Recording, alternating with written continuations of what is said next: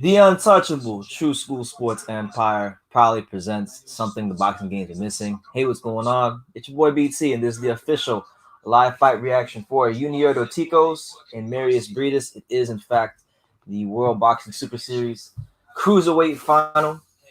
Right now, the card is in progress. Shout out to everybody who's here. Shout out to all 14 of you that are here. The first of many hours that I'll be live today will be live for this fight. We'll be live probably for Josh Taylor, and we'll definitely, most definitely, be live for the Charlo brothers as they both take on Sergey Derevyanchenko and Jason Rosario, respectively. But just kind of want to hear you guys. For those of you who are just funneling in here who haven't been up in your boxing today, Filip Hrgovic, he fought earlier today in Croatia, and he folded up the guy he fought like in 2 rounds. It was a devastating knockout. He had the guy sleeping on the ropes. So, Hrgovic continues to improve. Hrgovic continues to make his name known in the heavyweight division. Hrgovic is ranked top 15 in a couple of the sanctioning bodies already. Look for him to be challenging for a world title within his next 2 to 3 fights. Really good fighter, really good amateur pedigree. Obviously, if you guys watch me here on True School Sports on a video-by-video basis, I've been very high on Hrgovic. I like Hrgovic, so shout out to Hrgovic. On this card right now, on the World Boxing Super Series card, we've had one fight today. We had Sophia Alish versus Adina Kiss. And Sophia Alish, or whatever her name was, she's 18 years old. They're fast-tracking her. She seems to be someone that's being very talked about in the European scene right now. So good for her. She boxed pretty good against a name in women's boxing, somebody that I'm familiar with. And if you're up on your women's boxing, you probably know who Adina Kiss is because she fought Amanda Serrano. So good win for her. And then right now we're watching Germany's very own Leon Boone. He's fighting some guy with weird posture right now, and he's outboxing him. But that's pretty much what it is. Obviously, the card that we're watching right now, it's not really expected to be the best undercard in the world. We're like 2 fights away from the main event featuring Mairis Breidis and Yuniel Dorticos, and that's going to be absolute barn burner because both those guys can punch. Both those guys come to fight. Both those guys are, 2 of the best that Cruiserweight has to offer right now. And Cruiserweight, and the whole Cruiserweight division, as many of us know, it's in a state of transition right now. Usyk has moved up. He's no longer there dominating the division. Murat Gassiev has moved up. Krzysztof Glowacki is getting older. Marco Huck is getting older. So there's obviously a lot of voids to be filled at Cruiserweight. They don't even have 4 world champions at the moment. I think the WBO is vacant. So right now, we're kind of beginning. We're going to see who's going to make a run at Cruiserweight. You still have Lunga Mukawa, who's WBC champion. You got Lauren Tokoli, who's supposed to fight for the WBO title against the veteran Krzysztof Glowacki. And, I'm going to give him a shout-out because I think he's going to make some waves at Cruiserweight. And he's my homie, my man Isaac Chamberlain. Shout out to Isaac Chamberlain out there in the UK. Very, very been tested in the gym, spar with likes of Usyk and Joshua and Wilder and a lot of guys. And he's definitely got the talent to I think, become a champion at Cruiserweight. So I'm looking forward to seeing how Isaac progresses and gets on. But that's pretty much what it is. And we also got Josh Taylor fighting. So shout out to everybody who's here. Let me get some comments. Is this on the zone? Yes, this is on the zone. Where can I watch that with Rosario? Showtime pay-per-view. Hrgovic KO'd the bum. That's right, L-Dog. Hey, shout out to L-Dog, my man L-Dog. He's the president of the Filip Hrgovic fan club. I'm the vice president. Shout out to him. Yeah, man, he did what he was supposed to do, like against that level of opposition. Me and you both know that Hrgovic is ready to step up to that, like, top 10 guys, like your Dillian Whites, guys like that. So hopefully he does at some point. What's up, Pops? How you living? What's going on, champ? A lot of boxing on tonight. Lot. So much. Mairis Breidis versus Yunier Dorticos. Who do you want to win? Oh, that's good. I'm glad you asked it that way. I want Yunier Dorticos to win. Although I'm not sure who I'm picking. I'm not even sure who I think is going to win. I think if they trade punches and if it's anything like Mairis Breidis' last fight against Glowacki, then I would favor Dorticos because I think Dorticos in the exchanges is going to have more power to drop and put down Breidis. But if it becomes one of those fights where it's a war of attrition, it gets into those later rounds, then I favor Breidis. So my initial pick for the fight was Yunier Dorticos, and I'm gonna stick with it because I'm a man who likes to stick with his picks. Even if I think I might be wrong, I stick with my picks. Yeah, Philip Hergovic has got real power. Yo, everybody say shout out to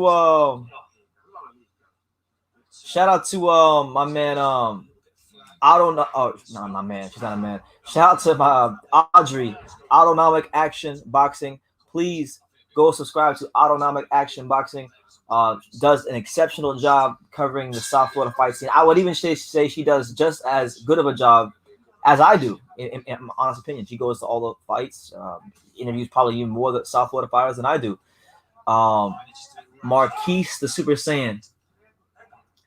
He said, and it's your boy Alex.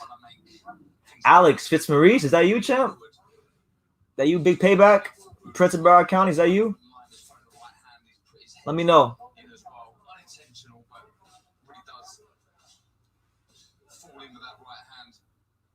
Oh shit. Oh, Alex. Alex, give me your email. I'm gonna send you the email. I don't want to drop the link in the comments because if I drop the link in the comments, then everybody's gonna start joining. Even though there's only like 5 people, send me your email. I'll email it to you. But yeah, right now, if you're wondering what's going on, right now we got Germany's very own Leon Boone. I think I'm saying his name right. Leon Boone or Bun, Bunn, Leon Bunn or Boone. He's fighting. He's 15-0. He's a super middleweight prospect. He's fighting Timo Lane or Lion. I don't know. He's 27-13. But Leon Boone, they were talking about him, and I'm watching him right now. He's a good technical fighter. You know, places his punches nicely and whatnot. But they were hyping him up because he's coming off of a win against Enrique Colling. So many of you may remember Enrico Colling. He fought Beterbiev. That's probably his most notable win. He boxed Enrico Colling to a decision. In 2018, he boxed Thomas Adamek to a decision. So he's got some names in his resume. And he looked to be making some waves in the cruiserweight scene, not cruiserweight, super middleweight scene. And so far, he's doing good. I think he's well on his way to a points decision because the 27-13 guy that he's fighting isn't really giving him much to worry about. He's throwing single shots, not really doing much. But yeah, that's Leon Boone for those of you who don't know. Those of you who don't know who he is.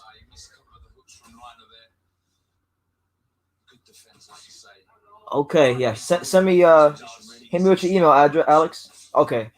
I'm gonna send you the email now, Alex, so you can join. Let me see. Yeah, okay. But yeah, we'll be live for this fight, and then we'll be live for Josh Taylor. I'm looking forward to Josh Taylor because I think that his fight with the dude he's fighting could be a trap fight. The guy he fought is no pushover. The guy from Thailand, he's like 16-0 with 13 KOs. He beat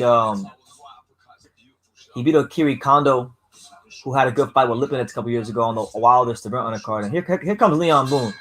Leon Boone's doing the whole Lomachenko thing where he slaps the glove down and he starts hooking around the guard and he's doing his thing. But yo, Alex, I just emailed you the link. So if you want to join, there's the link, champ. There's the link. My boy Alex. Because I'm not home right now. So normally if I was home, I'd have my dad to my left and Alex to my right, and that's normally the crew. It's me, Pops, and Alex going live for the fights. But since I'm not home and I'm in a whole other state, I'm gonna invite Alex on. So we're still gonna do things the true school way. So Alex will be here and probably Pops. I don't know Pops. I don't know if my dad is next to Alex, but I'm gonna assume maybe he's there. But Alex will be on for sure. Yeah, Leon Boone is winning this very easily. It hasn't even been a contest for him. He's improving as the fight goes on. He's one thing I like about Leon Boone is I don't think he punches the hardest. I don't think he's the fastest or anything like that. But one thing I like about Leon Boone is that he's a fighter from what I could see, at least in this fight. I haven't watched enough of his fights to probably have a valid opinion, but he's a fighter that looks like he goes in there and he tries to create his openings. A lot of times you watch these fights, you get fighters that are just looking that are just looking for openings. He's creating openings, and that's what you want. So good stuff from Leon. All right, so here he is, my main man, Alex. the big payback Fitz Maurice, aka the Prince of Broward County. Here he is. Yo, what's up? I'm with Pops too. I'm with Pops What's too. up? Yeah, what's going How y'all on? living? Get ready. We doing good. We doing good. You good? Yo, Yeah, put the phone on the stand, bro. You said what? Are you gonna put the phone on the stand? Yeah. Give us 1 second. I'm gonna put the light on. Okay. Yeah, you do that. Yeah. I'm not even home right now, but y'all thought just because I was in another state, y'all thought that I wasn't gonna do things how I normally do them. Nah. The show must. Yeah, we don't take breaks around here. We don't take breaks. It's the untouchable True School Sports Empire. You know? That's right. And Pops is part of the empire. My man Alex is part of the empire. It keeps going on. Yes, sir. I'm looking. Autonomic asks, "What show are you covering?" I'm not covering any show, Audrey. I'm on a business trip. I'm looking for my hoodie. But yeah, right now we're in the middle of the fourth round against Leon Boone. So far Leon Boone has been having his way. Are you guys watching the zone fight? Yeah, watching it right now.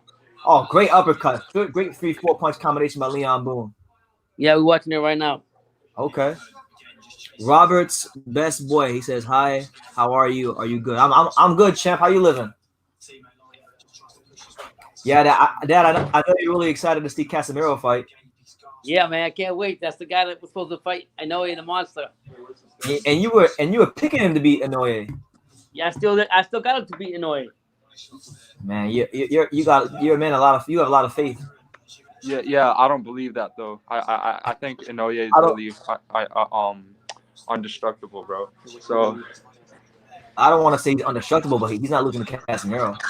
I don't know, bro. Inoue is not human, bro. I don't know what he is, bro. But I'm telling you, bro, he's not human. Why do you say he's not human? Bro, like, you see how he fights, bro. I just don't think that the man is human. That's just me, though. I got you. Yeah, you see how he fights, bro. Like, we see how he fights. We saw the whole thing. Yeah, who are you guys picking for the main event? The Dorticos versus. I'm picking my boy Dorticos, bro, the Cuban from Miami. Yeah, man. My heart saying Dorticos, but my feeling is that Breidis gonna win. I think he's got more power. I don't know why. Okay. We'll see, man. But yeah, y'all get that camera set up, man. Yeah, we're doing that right now. I had a chance to watch Breidis' fight with Usyk about a couple of days ago, and he did a lot better in that fight than I remembered. And I think if the fight goes past the 8th round or the 9th round, like if they get the championship rounds, I think he's gonna win. But if Dorticos is able to hurt him in the first 6 rounds, I think he's gonna win. Be able to go. Wait, hold on. Yeah. Yo, I'm gonna take you guys off the camera. Just set up, and when you set up, I'll put you back in. Okay. All right. So that's what it is. That's Pops and Alex. They're getting set up right now because I'm out of state right now. I'm in a whole other state right now. But I want to make sure that we continue doing things how we normally do them here on True School Sports, even though I'm not home. My main man from Ireland, my brethren from Ireland, Mark. What's up, champ? How you living? Good to see you in the comments, Mark. Hope all is well with you, man. Yeah, right now we're in the 5th round of Leon Boone versus this dude from Finland who's like 27-13. Leon Boone is having his way. You know, hasn't really had much of a problem so far with his opponent.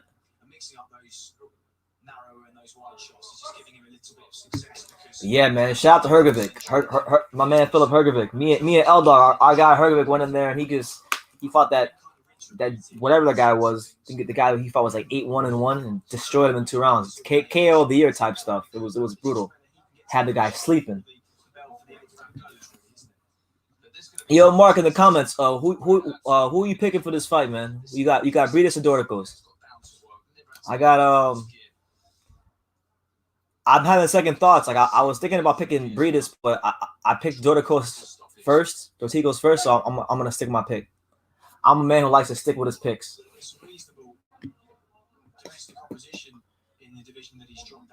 I'm looking forward to also another thing that I'm looking forward to today, guys, is we got that Josh Taylor fight happening later, and this will actually be Josh Taylor's first fight under his new trainer, Ben Davison, as many of you may know. He was with I think it was Shane McGuigan. I don't know if it was one of the McGuigans. Sound it out, McGuigans. Like I don't know which one it was, but I think it was Barry. I'm gonna say it was Barry McGuigan, and he switched trainers. And today's his first fight with Ben Davison, so I'm looking forward to seeing how he looks under Ben Davison. I'm hoping for Josh Taylor that it doesn't work against him, because Ben Davison's a trainer. Like when he trained Fury, he's a trainer that he's known for conservative type of like tactics and fighting, and I don't want Josh Taylor to lose that edge that's got him to where he is. All right, put your camera on. All right, so here they are, the other parts of the untouchable True School Sports empire. We got Pops and Alex. They're out there in Miami. There you go. Yeah. What's up? How's everybody doing? I like this. Yeah. Yo, no, scoot over this way. There you go. Yeah. My man Alex rocking the Thrasher hoodie. Yes, sir. Yeah. We're excited for all these fights right here. It's a great night tonight for boxing. I'll tell you that. That is. I'm having some Cuban coffee, so I hope that goes down and flows into the Dorticos blood rush and wins the fight today. Yeah, it's an important fight for not just Dorticos, but the Cruiserweight division, because whoever wins this fight for the time being is the number one Cruiserweight in the world. I think we were waiting for this for a while, and I think everybody's been waiting for it. So now for it to happen is a big thing. It is, Cruiserweight's it's a division that's very much in transition. You have Miraculous who moved up. You got Usyk who moved up. The guys that were once dominant fighters like Marco Huck and Krzysztof Glowacki that were once champions, they're getting older. So it's a lot of things to figure out at Cruiserweight. Yeah, so I'm excited for that. I'm excited for Josh Taylor. What do we know about him? I think I'll be honest with you. I think Josh Taylor is the sleeper out of all the other Progress and all the other people. Even though he beat Progress, I just think people I don't think they put enough into him. Absolutely. Hey, shout out to my main man, Ruben Crespo, for the $4.99 super chat. Yeah, much love, Ruben. Yeah, I got the utmost love for Ruben. Yeah, so I think that in itself we already know about Josh Taylor, what he's all about. But I think the guy he's fighting tonight, he's undefeated too. I don't know who he's fought, but I think he's gonna give him some. He's got some power. Well, he fought the guy that Josh Taylor fought. He fought one dude who I'm familiar with. Josh Taylor fought that the guy that Josh Taylor's fighting. His best win was against Okiri Kondo. And Okiri Kondo he fought Lipinets. He fought Lipinets a couple years ago and gave Lipinets a good fight. Yeah, I remember that fight. Yeah, so I'm excited about that. I mean, it's a lot. Yo, did y'all watch the Chavez fight last night? I paid half attention to it. Yeah, I did. I was like, I'm not. Did you see the end? No, I didn't see the end. I just thought I thought the whole. You know how I feel about Chavez Jr. Anyway, he's the biggest clown in the world. You missed the best part. Embarrassed. I know embarrassment too. He lost. Yeah, he lost. Chavez Jr. Yeah. Embarrassment to his father's legacy and name. No, I know his dad loves him, but I mean, honestly, get that dumbass out of boxing. He's not doing nothing but making a bad name for his father. And I feel bad because his dad wants to win like him and he can't. Hold on. My man, Johnny Boy. Shout out to Johnny Boy. Johnny Boy said, "Who's winning? I just got off the golf course." Hold on. Yeah, man. Right now we're actually the undercard is going on between. Right now, this guy named Leon Boone, who's a German prospect at middleweight. He's fighting right now, and then the 6th round. And then we got one more fight on this card. And then it's the main event. That's what it is right now. Need to go off topic. What did you say? No, not nothing. We're talking about something else. Man, your dad wants to. I have to get a couple of beers before this goes in, so I'm about to take a walk to the store. He'll probably be here for a few Gotta minutes. go to the store, man. Wait, which we call it? We might have to go off for like another few minutes and then we'll join again. Yeah, we'll come back. Okay, that's fine. Just let me know so I can take you off. Yeah, we are back. Thank you. All right, yo. By the way, before I go, shout out to the best soda in the world. There you go. There you go. What is that? Red? Red Pop. I never even seen that one before. Strawberry. They sell them all over Family Dollar. I never even seen that one. It's one of the basic flavors though. It's not the cotton candy, like those crazy flavors. But yeah, bro. So we'll be right back. But yo, all right, I'll take you off. All right, bro.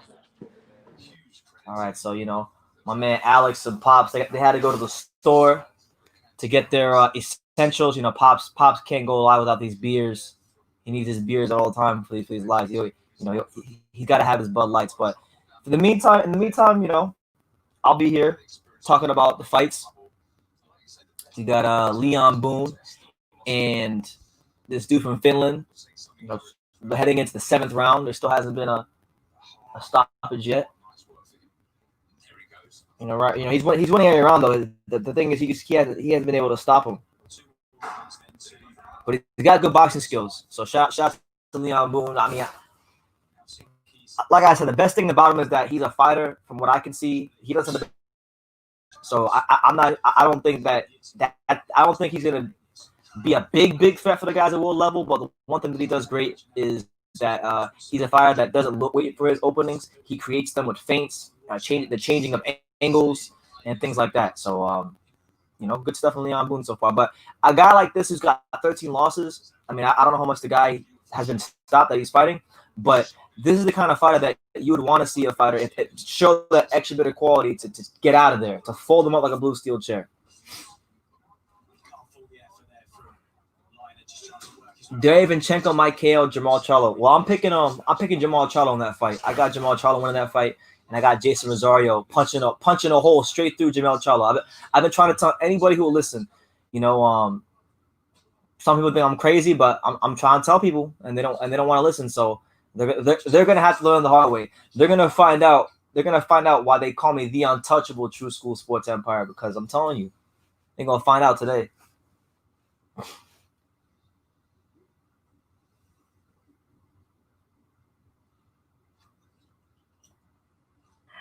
Yeah, man, I appreciate everybody who's here.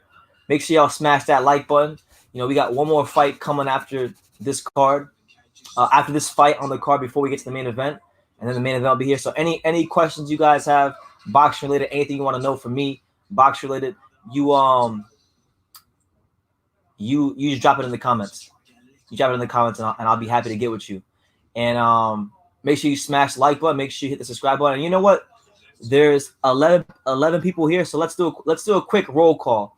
In the comments, let me know what city, what state, what country you're watching this stream from tonight and the fight from tonight.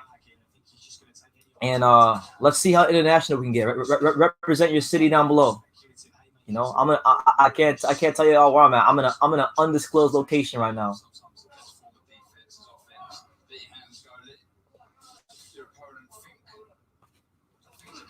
Chavez and Adrian Broner are the same. They just fight for a check. At this point, LA 12, I think you're 100% right.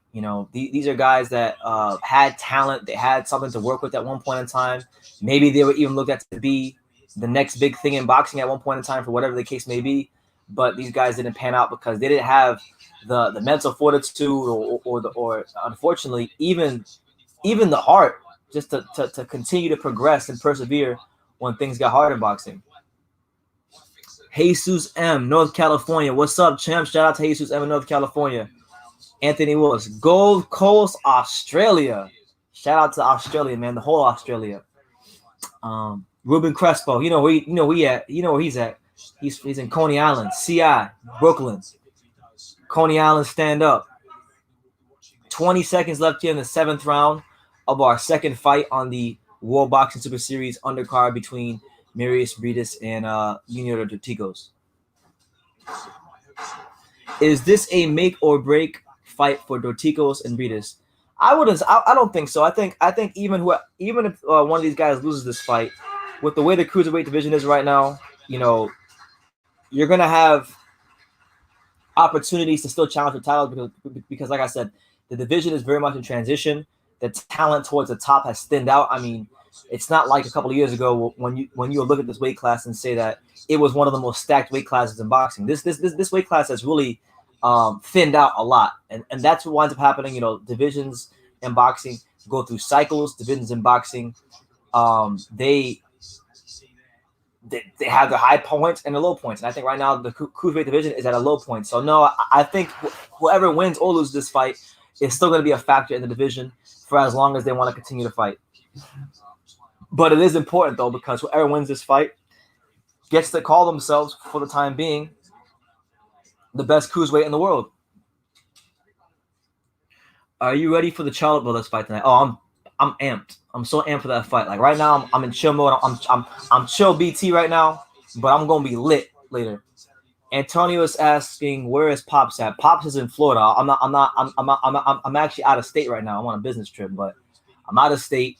And they're gonna be live. They're gonna be on live with me. They were just on live with me, but they had to go to the store to get beers and sodas. So once they get back from the store, they'll come back on here and they'll be here with me. What are my thoughts on Lawrence Okoli? I think Lawrence Okoli, I'll be honest with you, I think he's got a very ugly style, but I think he makes it work for him because, he's bigger than a lot of people at cruiserweight. So he can kind of impose himself on them, and he's got good skills too. Like, I'm not going to take anything away from him. He throws good punches. He's got good fundamentals. But I just think as time has went on and as he stepped it up in class, he's got his fights have gotten progressively more and more ugly. From the Isaac Chamberlain fight to right now, they've been getting more and more ugly. So he's finding ways to win, but he hasn't exactly endeared himself to boxing fans the world over with his style.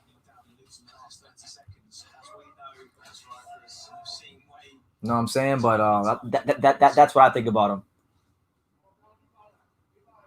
1 minute and 39 seconds here between Leon Boone and this Finnish journeyman. Right now, Leon Boone is outpointing him. He's turning. He's pivoting around him. He's stepping around him. He's using double jabs.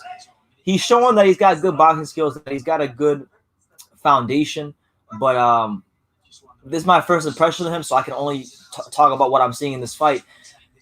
I'm not sure Leon Boone is going to be the kind of fighter that's going to be able to hurt the elite fighters in this division. He's got good skills. He's got good conditioning. He's got good stamina. He sets his punches up well. He does a lot of things good in there, but there is still something to be desired, and I got to see him in there with somebody who's coming to win, because this guy he's fighting is not coming to win. This guy's coming for a check. The Hornets, I mean, nothing right now. Us Hornets fans are patiently waiting for the NBA draft. But speaking of sports, hey, I said it yesterday. I'll say it again. Shout out to those Miami Marlins. Shout out to the greatest baseball club on earth, the Miami Marlins, on getting back to the playoffs for the first time since 2003. The sleeping giant is awake. A lot of people said we wasn't gonna be shit this year. We overcame COVID. We overcame all the doubters. We overcame even our own last 17 years of bad history, and we got to the playoffs. So credit to the Marlins. They're going to be a factor in baseball for many years to come. Derek Jeter's done a great job of retooling the roster. So shout out to the Marlins. I'm a very proud South Floridian right now. All right, so that's the end of the 8th round. I think Leon Boone will get a decision.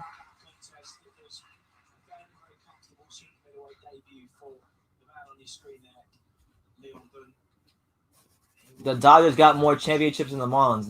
Not since the Marlins came into baseball. Marlins came into baseball. Our first season was 1993. The Dodgers have not won a World Series since 1988. So therefore, the Marlins 2, the Dodgers 0. We better than the Dodgers. But yeah, for those of you wondering, there's one more fight on this card, and then we got the main event. Drop your predictions down below. I want to know what you guys think. You going with Breidis or you going with the KL Doctor? I'm going with the KL Doctor. Right? I'm feeling so prideful right now about South Florida. The Marlins are in the playoffs. I'm not a Heat fan, but the Heat are one win away from going to the finals. Marlins in the playoffs. He one way away from going to the finals. You got Jason Rosario, who trained in South Florida. He gonna knock out Jamel Charlo later on. And Dorticos, man, we going for the trifecta today. You know what I'm saying? So I'm sticking with my pick. I'm picking the KO Doctor. My man Jesus M, he's saying the KO Doctor by late KO. We're gonna see, champ.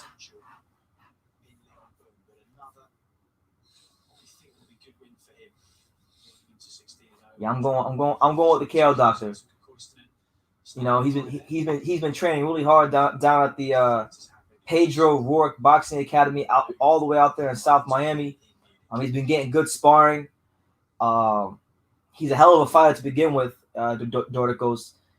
And I really hope he wins this fight, man, because he's an underrated fighter. He's probably one of the hardest punchers pound for pound in boxing, and it doesn't get talked about enough how hard he punches. I mean, the guy can punch as hard as anybody in boxing, pound for pound, any weight class. Ladies and gentlemen, after 8 rounds of action, we go to the judges' scorecards. All of our 3 judges have 80-72 in favor of your winner by unanimous decision. Still undefeated, Leon Boone. There you have it. So Leon Boone, he gets the unanimous decision, 80-72 on all 3 of the judges' scorecards, and he improves to 16-0 in his professional career. So shout out to Leon Boone. He's still someone that needs to, I think, I don't know if he can work on this, but you know, just if he can at all, improve his punching power, because he does a lot of things good. He moves well. I think he'll probably outbox a lot of guys as he steps up in class, but he's gonna have to continuously learn how to throw grown man punches and get guys of this caliber out of here. But other than that, great stuff for Leon Boone. You know what I'm saying? Let's see.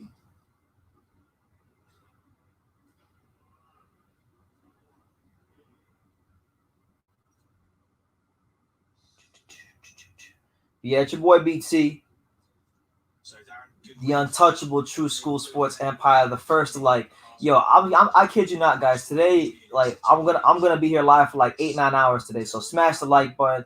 If you're new around these parts, hit the subscribe button. You know, super chat if you feel led to.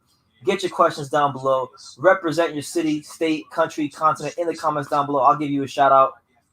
No, I'm not showing the fight because I can't show the fight because I got a copyright strike. We've been through this 100 times here on this channel, but we'll say it again for the 101st time.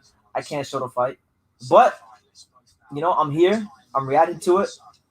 These are a lot of fun.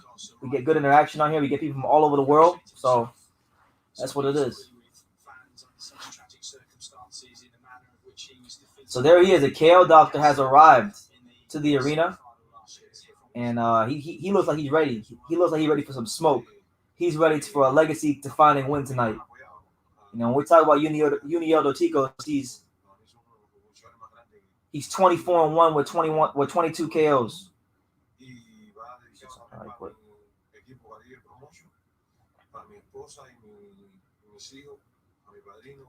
Make sure y'all smash that like button. And I want to get it on the record again. I'm gonna get it on the record again real quickly. I'm picking Jason Rosario to destroy Jamel Charlo, to piece him up.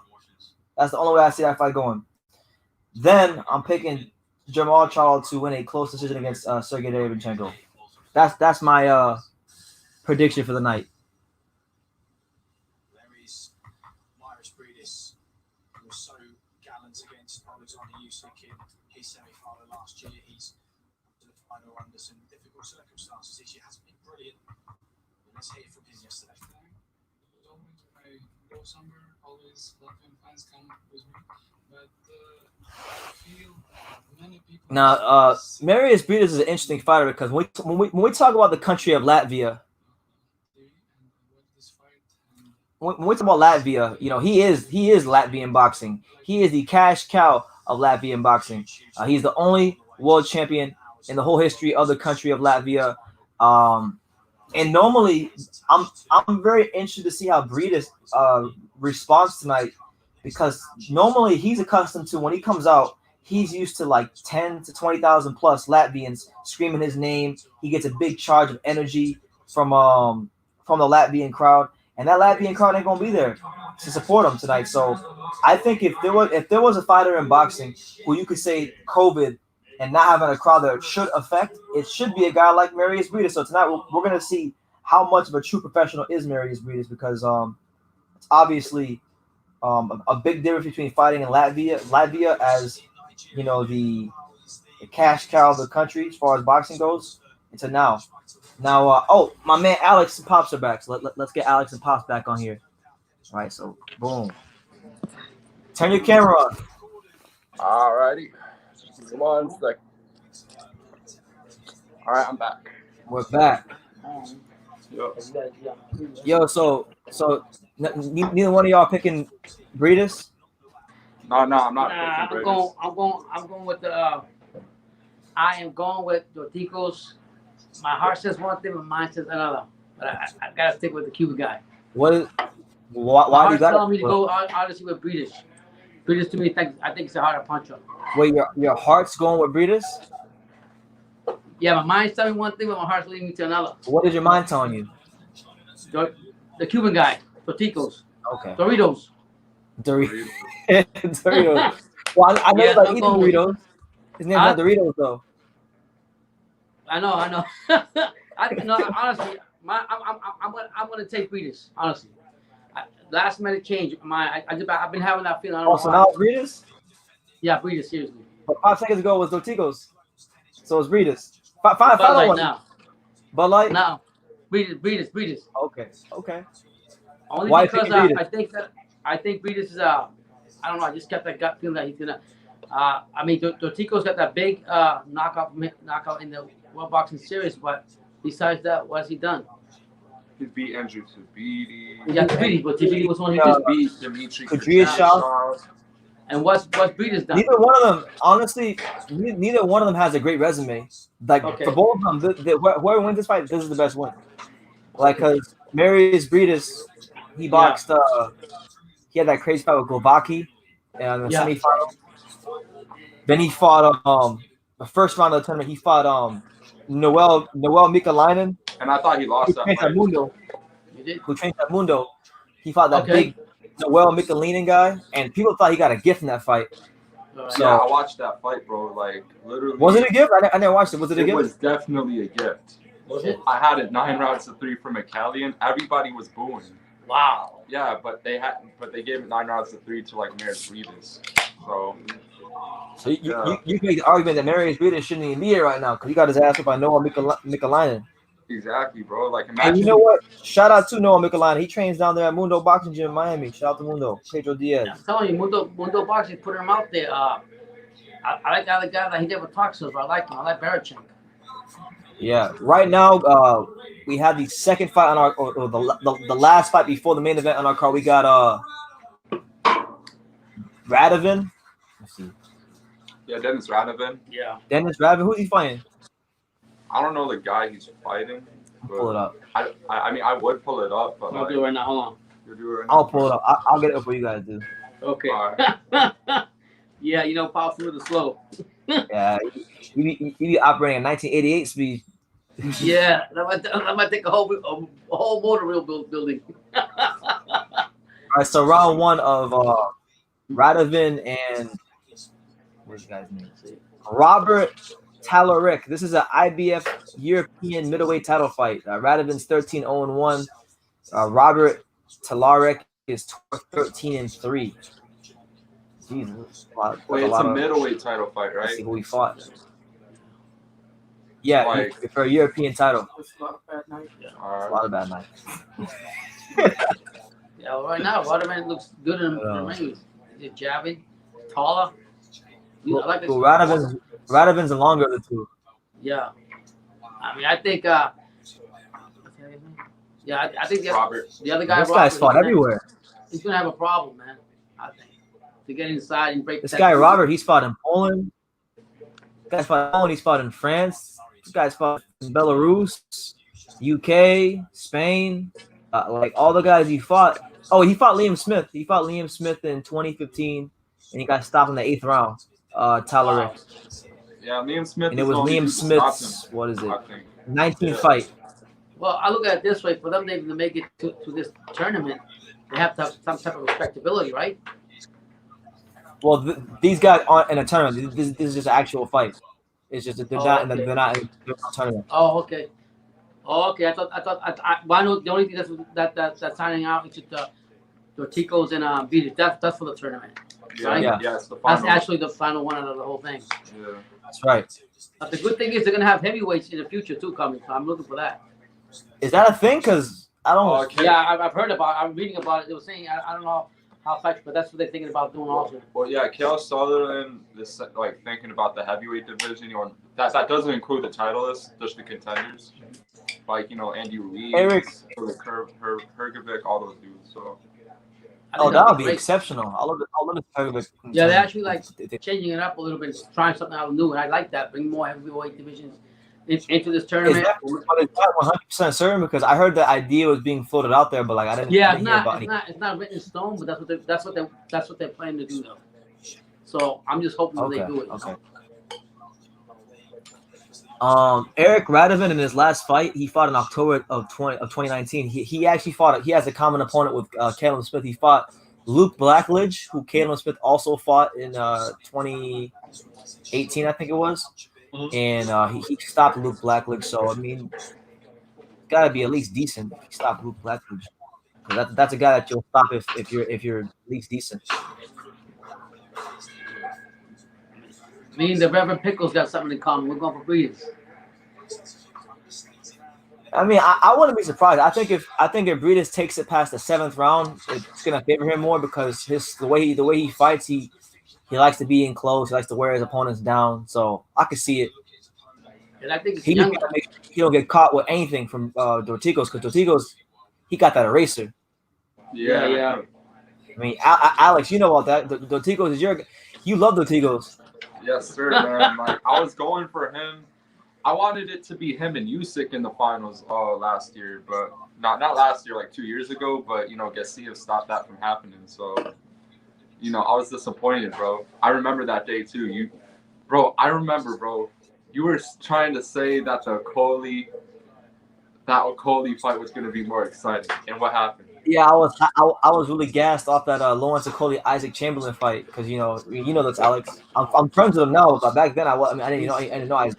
I've always liked Isaac Chamberlain, and I was trying to hype up Isaac Chamberlain versus Okoli, and I was wrong. 200 pounds. Yeah, Brandon. Yo. And you were right, bro. I'll give it to you. You were right. I was wrong. Yo, Brandon. Actually, oh no, never mind. No, just tell. I was telling Question from Pops. I was telling him that if Breidis was the same, but I know he's not, but it starts with a V. I was trying if Breidis was the same division as Canelo, and he was telling me, hell no. I says, I'm actually thinking of Bivol, Bitter, and No, he's at cruiserweight. Yeah. So he was telling me, it's a different weight class. Yeah. Technically, if Canelo wanted to, but he could, right? Because he won 7. He went to what? He could go up to. He could fight. If Canelo wanted to, Canelo could literally go out to a cruiserweight and fight Mairis Breidis because Breidis has a WBC belt and Canelo's a franchise champion. So if Mairis Breidis breaks his ankle and he can still box and Canelo wants to fight him, Canelo can fight him and have priority over all the cruiserweight champions because he's a franchise champion. And hypothetically, so it could happen if Canelo wanted. Yeah, well, my friend right here said he can fight him in a new weight class. He can fight him at 177. Yeah, that makes. I mean, but I'm just saying in reality. You don't want to see that. No, I don't want to see that. But when I'm saying the 175, if you would, I mean, what? Let me put it this way: what Canelo's trying to fight now, and he could fight in the future if he didn't go up to that weight class. Which fight would you rather see? Abney, your term or Breidis, I guess. Yeah. Is that what you're trying to ask? Those are my only options. But I'm trying to ask basically what's that? I want to see him fight Benavidez. How about that? Fight his gumball fighter. Would you rather see him fight this gumball fighter he wants to fight that the zone probably turned down? Or would you rather him fight Breidis if he moved up to that? That's what I'm saying. What I don't want to see him fight either. Yeah. I don't want to see either one of them, to be honest with you. I want to see him fight Benavidez, Plant, Bivol, Peter Andre. Definitely Bubu Andre, but Canelo said he doesn't want to fight Bubu Andre because he's boring. Do you think that if basically it's on Canelo because it doesn't matter what Boo Boo does, what a promotional company he goes with. I mean, it's really up to Canelo if he wants to fight him or not, right?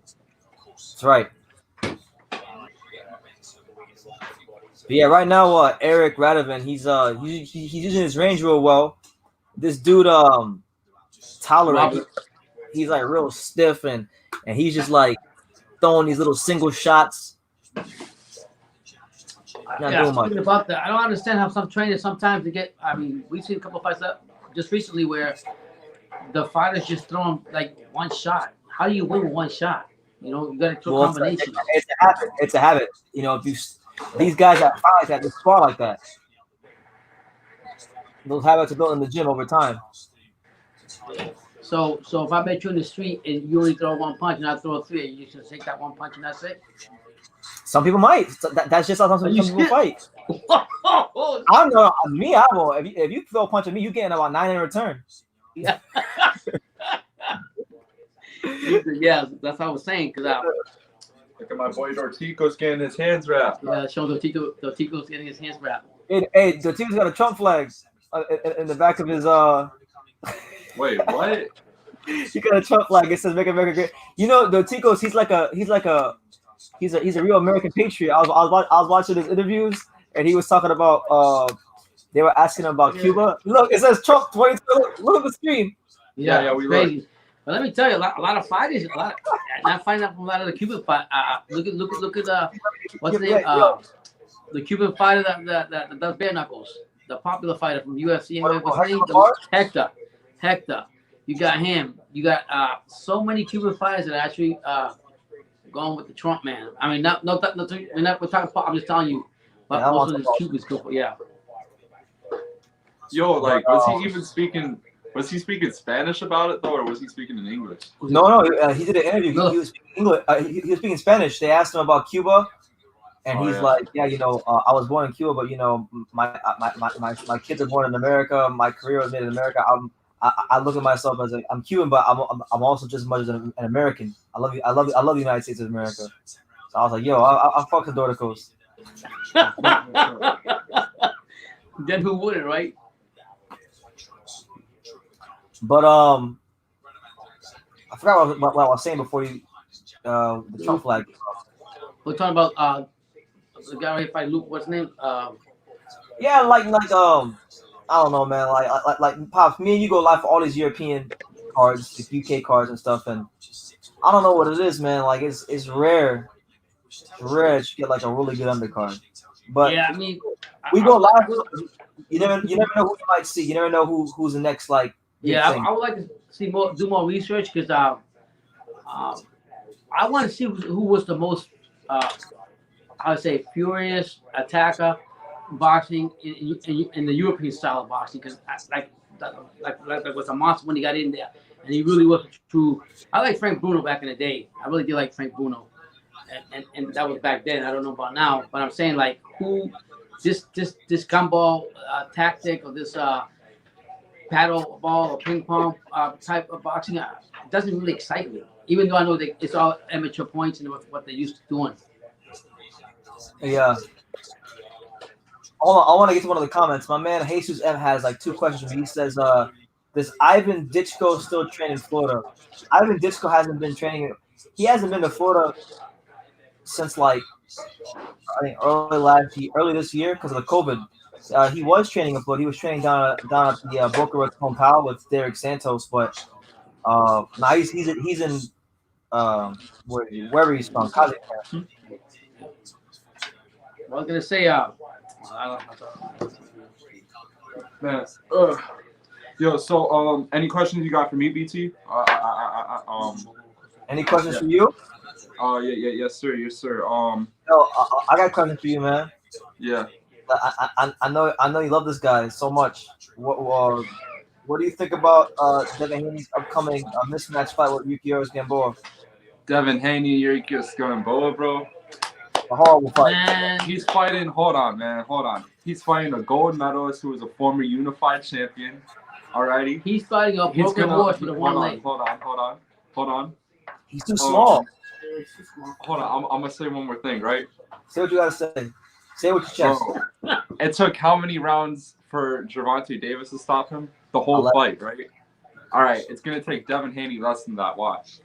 Yeah, but if I was fighting a broken horse with one leg that just got sewn up, what do you think is gonna happen to that horse? Man. Honestly, I mean, Haney said that he couldn't step up the competition with anybody else. I totally disagree with that. I think this other fight is again. The Davis fight doesn't count because he had a broken ankle. So yeah. Who? The Davis and Gamboa fight. That fight didn't count. He had a broken ankle. All right. No, I still say that he could have fought a better opponent than that. Even if he had a way, I wouldn't fight Gamboa's old. Look good for what fighting that one day. Because technically, even though he signed to Eddie Hearn, he still operates as a free agent because he's got his own thing going on. He could have fought Comey. He could have fought Verdejo. Yeah, exactly. Well, No, he picked on a broken horse. But then I would like to see him push for that fight. But then I was hearing, I don't know how old that thing I was looking at earlier this morning. Russell wants to call him back up and wants to fight again or no? Yeah, no, I saw that. Like, I was see that too? Yeah, I was gonna I'm not mention even that. following that whole trade. I'm not even following those two buffoons like that. I don't even like. Even if they wanted to fight, like I don't even care about that fight. Like why are boxing fans like trying to campaign for Gary Russell to fight Devin Haney? That's true. I look at it this way with Devin Haney. Boxing. He's a young boxer. He's a young promoter. He's got skills in the ring, but he called out all the ducks. And I want him to shoot him down, but I don't think he can shoot him down. You want to what? I said David Haney. I said he's a young, accomplished boxer. He got a promoter company. No, he's not. I said, but he called all these other ducks out there, and I don't think he can beat them. He's not the most accomplished. Not accomplished. I mean, what he's accomplishing. What he's accomplished. Talking about on the business side. What's it? Yeah, but I'm saying like this. Listen, he called all these guys out ducks, and then I get all those ducks he called out are busy, but then he goes and fight Gamboa. I don't think he can beat Teofimo. I don't think he can beat Lomachenko. I don't think he definitely can beat Gervonta Davis. And I think he'd beat Gervonta Davis. You think so? If he gets tired. I like Tank. If you take Tank past 8 rounds. Hold on, Dad. Hold on. Let me explain. He can beat Gervonta Davis, but he can't beat the one.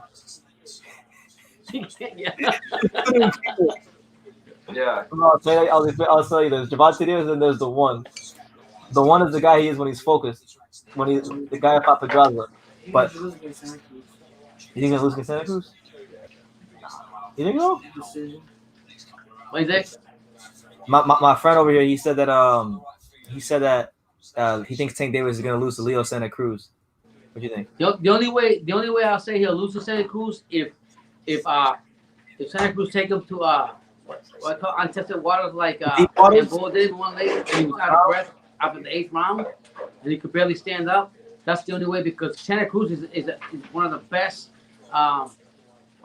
punches, the most active punches when it comes to in the ring. How many top punches he throws in the ring? I think he will tire out Tank if he wears him down, and I think he can beat Tank. If he goes past the 8th round. Yeah, like my friend over here, he was saying that Leo, and he's right too. Leo is very active. He throws about 100 punches around. But my thing is like, you better be careful and not miss those punches because all it's gonna take from Tank is for him to put two together. Yeah, but what I'm saying is they're building Tank to be this guy that he's supposed to be in the ring, right? And then when he gets in the ring, let's say with Gamboa, and then with Gamboa, he sat there and he almost looked like a dead horse. If Gamboa had his 2 legs in him and he was a little younger, he would have beat the shit out of Tank. Well, he wasn't young. He wasn't younger. What I'm saying is Gamboa, believe it or not, Gamboa exposed. I think he exposed Tank because Tank's not used to going past 8 rounds, whatever rounds he's at. So he better watch out. Don't sleep on Santa Cruz. I want to get to a couple of the comments. My man Jesus M says, what is the game plan for Yuniel Dorticos? That's a great question. I didn't look at the measurables, but I'm pretty sure from just watching both of them the last week, I think Yuniel Dorticos is the longer fighter. So it's of great importance that in the first 4 to 5 rounds to get that jab established, because the more he gets that jab established, the easier it'll be to set up the right hand, and eventually that's the punch that he's gonna want to land. his money punch is the right hand. So he's gonna have to try to do what he can to put himself in the best position possible the first 4 or 5 rounds to hurt Breidis. Because if he doesn't, and he allows Breidis to take it into the later rounds and close the gap and cut the distance, and lets Breidis get his hands free, then that's gonna make it very difficult for him to win the fight. We'll see, man. Breidis isn't exactly Lomachenko. He's gonna be there. He's gonna be there to be hit. Jesus also asked, "What are your thoughts on Ivan Disco? Can he make some noise?" Ivan Disco is a very talented fighter. He's 6'9", very athletic. I think he won a bronze in the Olympics a couple years ago. I think it was 2012. I could be wrong though, but he's a very athletic fighter, very athletic boxer. Moves really well for his size. He's not quite Tyson Fury, but he's got world-class punching power. I think his career's been a bit stagnated because he's been fighting in South Florida on these small Ricky Ding cards. And I've gone to a couple of these fights, and they've been getting him fights with people like what was that guy he fought? Mairis Harris. And Mairis Harris, he fought the corpse of Mairis Harris. He didn't fight Mairis Harris.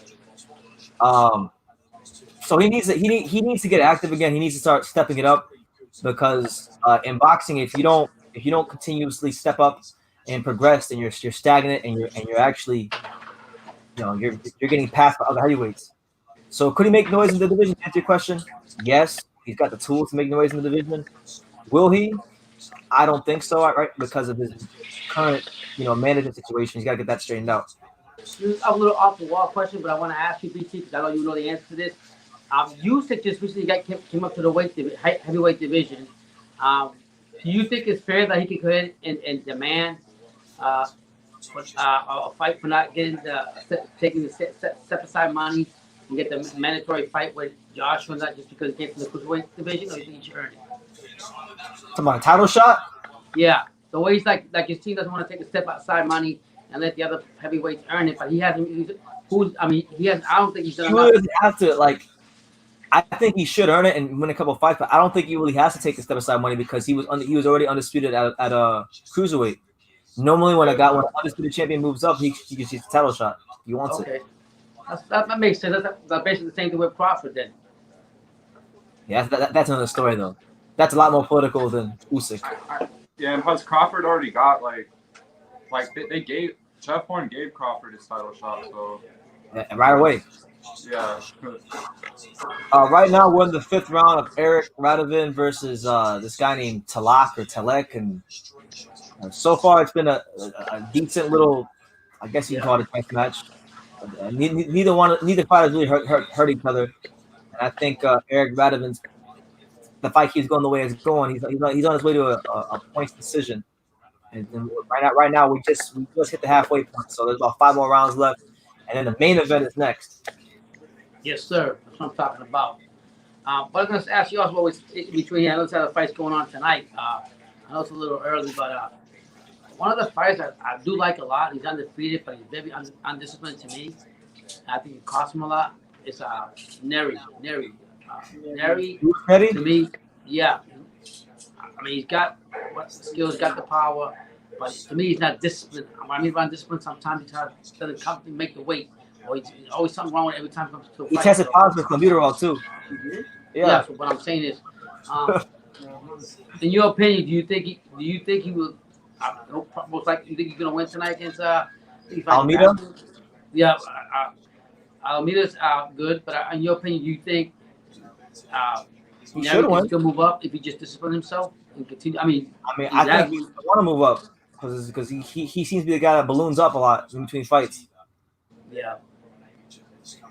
Well, the fight he's it's his first his first fight at 122, I think. Is it? He's at 122? Yeah. Because Ray Vargas. He better stay away from my boy Angelo Leo. Yeah, no, but for Ray Vargas though, because they're fighting for Ray Vargas's title. He's gonna go the Ray Vargas route. Try to get a WBC. Yeah, because I think Ray Vargas is on injury right now. Yeah, something like that. Yeah, because I heard it's like a title and recess thing type of thing. So he's gonna be the champion, and then when Alex, Vargas is sealed up. Alex, I don't mean to cut you off, bro, but I know the fight that you're probably really excited for on that card is, and honestly, I think it's the most underrated fight on the card because Roman and Payano. there you go. So you already knew what I was gonna say. Juan Carlos Payano versus Daniel Roman. It's Daniel Roman's first fight since losing to. I'm going for Payano. But isn't Payano like washed up?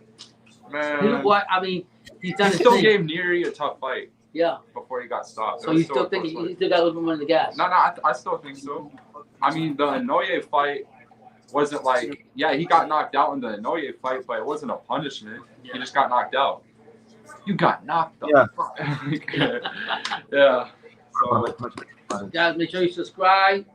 Hit that like button, super chat if you want. Support BT so you can go to different places and travel, get you whatever he needs to get you about boxing information, and go ahead and keep on tuning into Two School Sports. God bless you all. There you have it. Hey, love that blue. Brendan, what's his mean? Blue. Oh, did they win today? Yes, they did. I didn't even see it. I missed it. I forgot they even played today. They won 2-1. Rich Allison and the other one scored.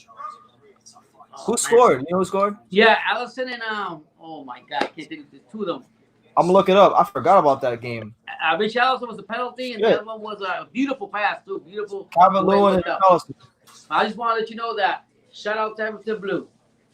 Hey, honestly, I don't want to talk about other sportsmen because we got to focus on boxing. No, I just wanted to tell you that. Hey, Everton winning is cool. You know, shout out to them. They undefeated and whatnot. I don't really care about that as much right now because only one thing matters. Only one thing matters. I already know. That jersey behind you, back in the playoffs. Back in the playoffs. What was it? The first team in one season to lose 100 games and come back and make the playoffs the following year. Yeah, they had the greatest turnaround from season to season in baseball history. They were 57. They were 57 and 105 last year. One of the fucking most trashiest teams they like the second worst team in baseball, and it was probably the worst Marlins team I've ever seen in my life last year. But what a turnaround! And your boys in Boston won, so we're good. Kemba won, yeah. So it's not a bad weekend. If Rosario wins today, this is a perfect weekend. Rosario. Yo, my boy, coming up, man. My boy Felipe. He's that's what we've been saying, man. You've been saying it for a long time. That there's a lot of Miami fighters coming out. I don't know if getting up there and doing their thing now. All these gyms out here. That's not why I think it's win though. I just think it's a bad style matchup for and a little history fact. I didn't. BT been doing a lot of research on a lot of fighters that actually start their careers here that people don't even know. I mean, early in his career, Canelo fought here. Early in this career, it's true, yeah. Canelo fought Mikasuki, fought Raul Pinzon like his 22nd fight or something like that. Yeah, so there've been a lot of fights. You wouldn't even think Mayweather fought here too. I think didn't he, Brennan? Mayweather fought Angel Manfredi at the Mikasuki in Miami. Yeah. So Florida got a little history in boxing. Mickey Ward fought Zab Judah in Miami. That was a great fight. Mickey Ward, Lowell, Massachusetts. Yuriorkis Gamboa, he actually made his pro debut not in Miami, but in Hollywood, Florida, at the Hard Rock Casino. In Hollywood, there you go. Oh, get it right. Yeah. Get it right. Get it right. You know, man. Yeah. Yo, I want to do a video, like a long, maybe hour or 2 hour video one day, and it's just gonna be a whole video about the history of boxing in South Florida. I think it'd be a great video. I mean, it's crazy how you run into things and you find out things you don't know about fighters, where they started from, because the media doesn't bring it out unless you do the research. So shout out to you, BT, for doing your research. Yeah, you have to. But yeah, right now we're in the 7th round of our last fight on the card before the main event. We got Eric Radovin versus this guy to the left, or whatever his name is. Somebody born fight. Yeah, man, this fight sometimes, man, they put you to sleep. They do. Not this. I don't care about this because it's just this is all we see right here is appetizer before the full meal. Hey, I'm gonna highlight this comment by my man Antonio. He's speaking the truth, man. Rosario will knock out Iron Man Chala. You damn right.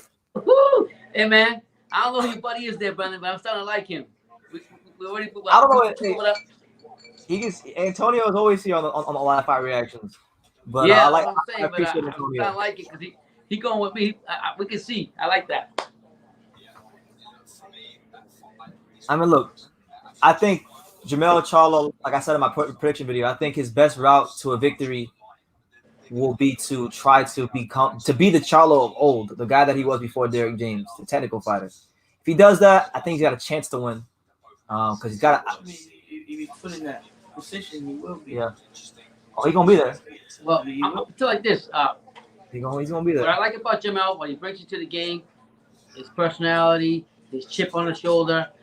Everybody don't like him. Whatever the case, that motivates him. I like the Charlo, but in this case, he is not beating Banana Rosario. In my humble opinion, Rosario humble, doesn't talk a lot. He does his boxing, just talk to him, and he's gonna do it again. Everybody didn't pick him against J-Rock. What happened? So, escúchalo bien.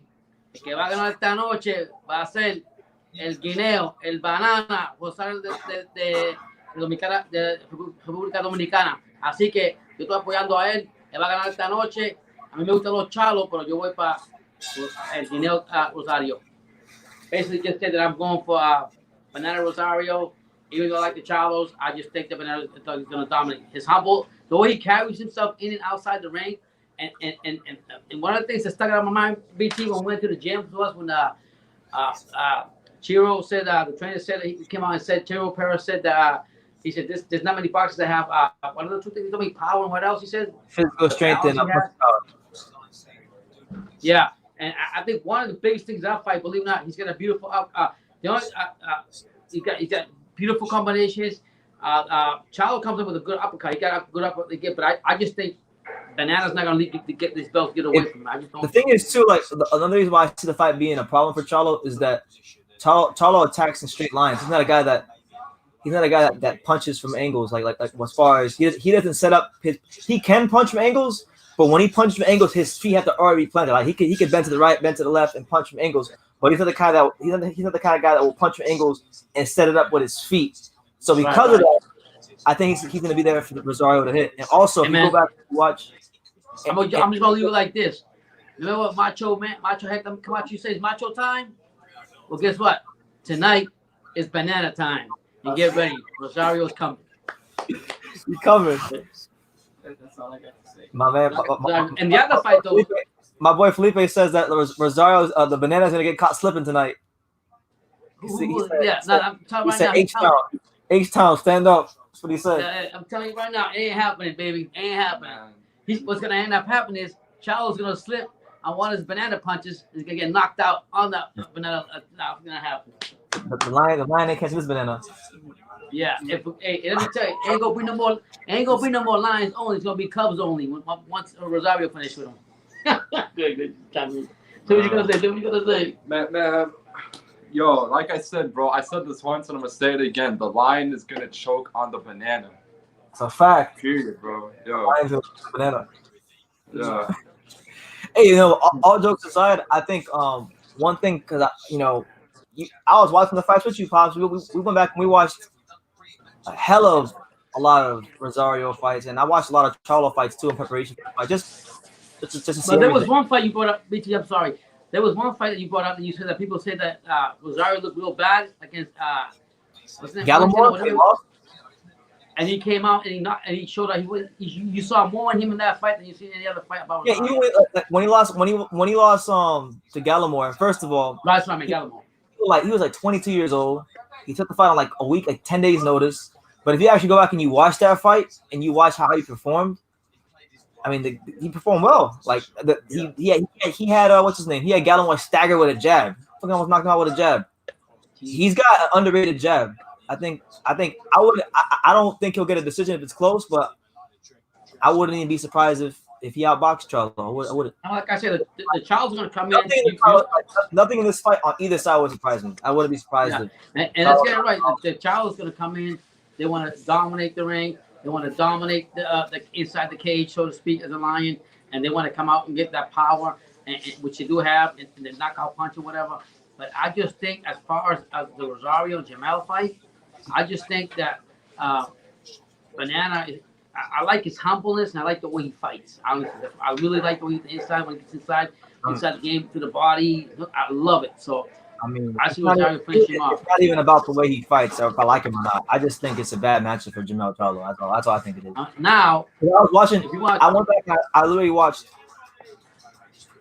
7. At least I watched 7 fights of both of them apiece. Earlier fights and recent fights, and I think Jamel. What I've learned with Jamel is he's a above average puncher. I think he's an above average puncher, but I don't think he's as big of a puncher as people think. I think he's more durable than he is a like elite puncher. So you're saying he's a boxer? Opposition and the guys he's fought have made his punch power look more than what it really is. Not to say that he can't punch. He can obviously punch, but he's not all the way up here as far as punch power. He's just but he is all the way up here. Where he is elite is his durability. So you're saying he's more of a boxer puncher, not a puncher boxer, right? You can have punching power. Like there's some guys who have punching power, but they're more durable than they are big punchers. Like Jamel Charlo, most times isn't going to get you out of there unless you're Eric Lubin with a single shot. Yeah, but he never had to worry about nobody hitting him back that could punch as hard as him. No, but he's been pressured. Harrison pressured him. Yeah, but Harrison ain't punching like. No, but he's been pressured. No, so you talk about we talk about two different fighters there, Harrison, whatever. But I'm gonna leave it like this. What do you say? We'll see. Yeah, he was saying that Charlo can perform under pressure. He's been pressured. Harrison pressured. Well, I mean, in the rematch, I'll put you this way: when Charlo was fighting Harrison, he was already pressured. He couldn't even win the mental game at all. Ooh. I mean, it's a whole different fight. But I'm getting at, if you came in with that, I'm talking about Charlo when he was fighting Harrison. Okay. Harrison was got in his head. What I'm getting at is, in this fight, no, Rosario's not a talker, but his boxing is. I just think that Charlo, he's gonna come out there and he's gonna be more of a puncher boxer. I think he's gonna try to get out there, take the generalship, and try to go for the knockout. It's not gonna happen to Rosario. I just don't see it. Now his brother, it's a different story. That's a different game there. Yeah, right now we're in the 9th round of Eric Radovin versus this 13 loss guy. I'm not gonna try to say his name right. He's just a 13 loss guy because he ain't fighting with no sort of urgency. He fighting like a sparring partner. But He's trying to take him deep in the fight, bro. Yeah, he better hurry up. He about to drown himself. Yeah, but I don't know how we're gonna watch it. CMB Box Report says my wife put $500 on Rosario. Wow. Wait, what? Hey, tell him he better go work some overtime. Wait, who? They're gonna let a vacation on that. Yeah, look, I'm at shot. He's gonna be mad at me. He gonna be mad. I don't say it. Now, there you see it, Pops, in the comment. Yeah, that is what there is. But I just know it's gonna be a great fight, though. I want to say that even though I'm picking Rosario to win, I respect both fighters. Like even Jamel, Jamel could have taken a easier fight before Rosario, and same thing with Rosario. Rosario just got done fighting Julian Williams. Both these dudes could have took easier fights. They could have fought like Listen, Earl Boucher. the fight that I've been wanting Charles to fight, it hasn't happened in years. It's the Jacobs one. I want Jacobs to fight one of them Charles and whip the shit out of them. I don't think it's gonna happen ever, but Jamal, I think that's what I want to see. Talking about Jamal, right? That was Jamal. Yeah, but Jamal fought him, and then remember when Jacobs pulled up on him and he said, yeah.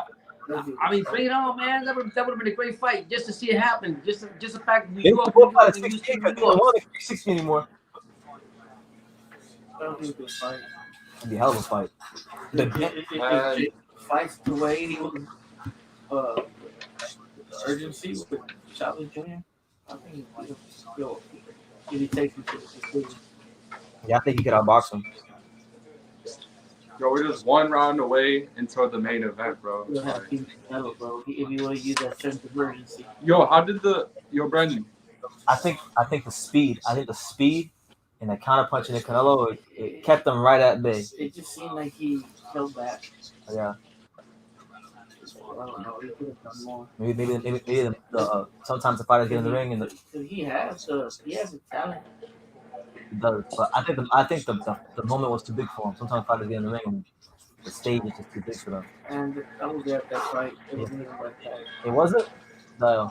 Hey yo, I was talking to my friend and he told me that when Canelo fought Daniel Jacobs, he was telling me the other day that that the fight was like MGM Grand was like 60% filled up. Canelo versus Jacob. Yeah. I mean, 6% at capacity. Yeah, he was saying it wasn't that packed. That it was only like 60% of the arena was full. So almost half of the arena was empty. The other one that I went to. So he's basically saying that if a lot bigger. Oh, is it? It is a lot bigger, but I mean, usually like Chavez against Canelo, that was packed. It sold out. Yeah, but so he's basically saying if Charlo and Jacobs fought, that would be nobody would gain. There'd be no money in that fight. I don't know if he's saying that. He's just saying that when Canelo fought against Jacobs, it wasn't that packed. Oh no, I think a lot of people would buy that fight. What? Charlo Jacobs? Jacobs. Jacobs has got more exposure since then. He fought Janko. Yeah. That was a good fight. You know he's going out with I don't know if this is gonna translate state sales, but you know he's going out with what's his name, Angela Simmons. I don't know if you know her, Run DMC's daughter. Jacobs, yeah. Like his social media, his following been going up just because of that. I mean, Brownsville, stand up. You know what I'm saying? Jacob, the miracle man. Yeah, Alex, what were you gonna say? I forgot, man. You forgot? Okay. We got 1 minute and 38 seconds left in this this fight between Eric Radovan. Yeah. Oh no, I was talking about like we were 1 round away from the main event. Oh yeah, we are. 1 round away. Oh yeah, I wanted this. I don't know if you saw that in the comments. You know Audrey, you know Autonomic Action Boxing. Yeah, I see that. She said she went to the Mayweather Angel Man Freddy fight. That's crazy. Oh wow. Audrey, an OG in the South Florida fight game. She got all these pictures of like. You don't know. It is crazy that even with her and her experience, and you wouldn't know, and you know the BTV. You go a lot of places, and you're like, oh my God, I didn't know I had this, or I did this, or I found out this and that. Boxing is so small, but yet so so big at the same time. Yeah, so it's great. I mean, it's the international of everything, I think. Like I met a dude this week, right? I met a dude this week who's friends with my friend Felipe, and his friend is friends with Michael Moore, and I met Michael Moore at the Heavyweight Factory, which is in Hollywood, which is like right next to Daniel. Wow, that's what I'm saying. Like, how many times BT you go somewhere and or news gets out and you know it before anybody else or whatever the case may be, and it can be so far away and you still have a connection. What's great about that? I'm gonna cut you out. So I went to this car dealership, right? And my friend had a friend that worked there, and he was friends with Michael Moore. But then there was another guy at the same car dealership who works for the Texas State Commission. Oh wow! And they're all in the same place. and it's called networking. It's not what you know; it's who you know. Remember that. That's a fact. The fight between Eric Radovan and Talak, whatever his name is, it just concluded. So they're gonna announce the decision. I think Eric Radovan probably get a decision victory. Brendan, go ahead, finish this off. I'm gonna ask you a question. He'll probably get a decision victory. Next fight's the main event. Who's his favorite fighter? His favorite fighter, my friend. Yeah, his. Who's your favorite fighter? All time or currently? Currently or all time? All time, baby, all time. Oh shit. Yeah, I grew up with Marvin Hagler, Sugar Ray Leonard, Roberto Duran. I like Rocky Marciano, so forth. So, who you like? It's not Chavez. Philip Trinidad. Hold on. Like, he'll get back to you. Okay. Let it get in. How about right now? Well, I mean, right now, my favorite fighter. Someone check Brendan. In a more competitive contest, though, Chris, need to see him pushed. I'll say 3 of them, bro, because it's just it'll be hard. I mean, it's Lomachenko, Roman Gonzalez, and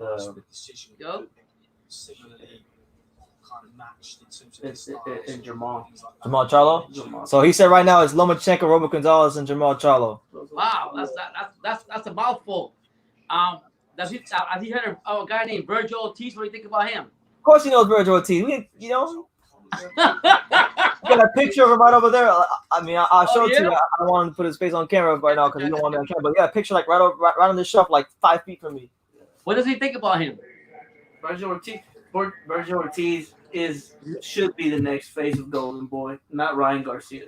It's a fact. Yeah. So you saying Pretty Boy Garcia ain't gonna do nothing for Golden Boy as much as Virgil Ortiz will.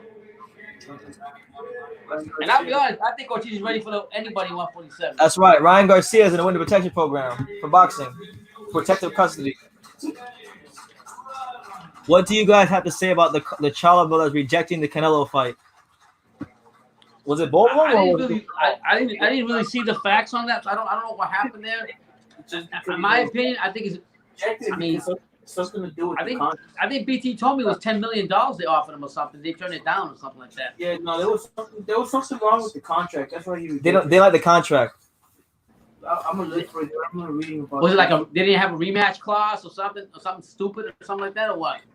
They were disputing something in the contract, and he wasn't the only one that rejected it. Well, didn't Caleb Smith also say Caleb Plant. Caleb Plant. Yeah. Because of the because of the amount of money, and then De La Hoya got on camera saying like, "Oh, we offer these fighters these big fights, they don't want it." Like, tell them because he ain't offering them shit, you know.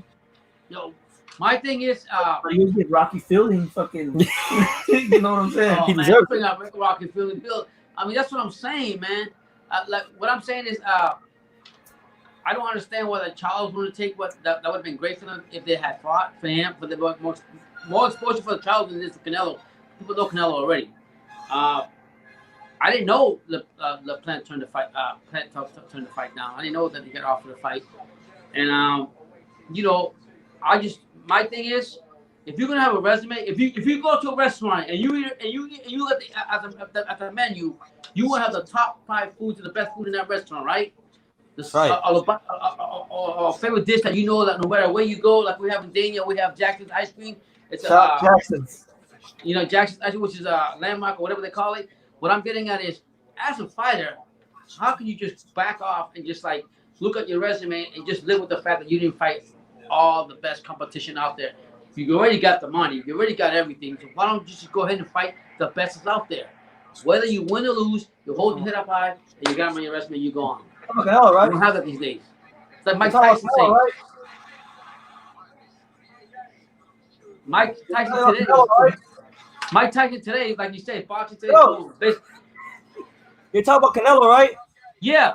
Okay. I'm like, yeah, what I'm trying to get at is like, Charlo turned it down. They talk all this junk, and they turned it down. I didn't know Plant turned it down.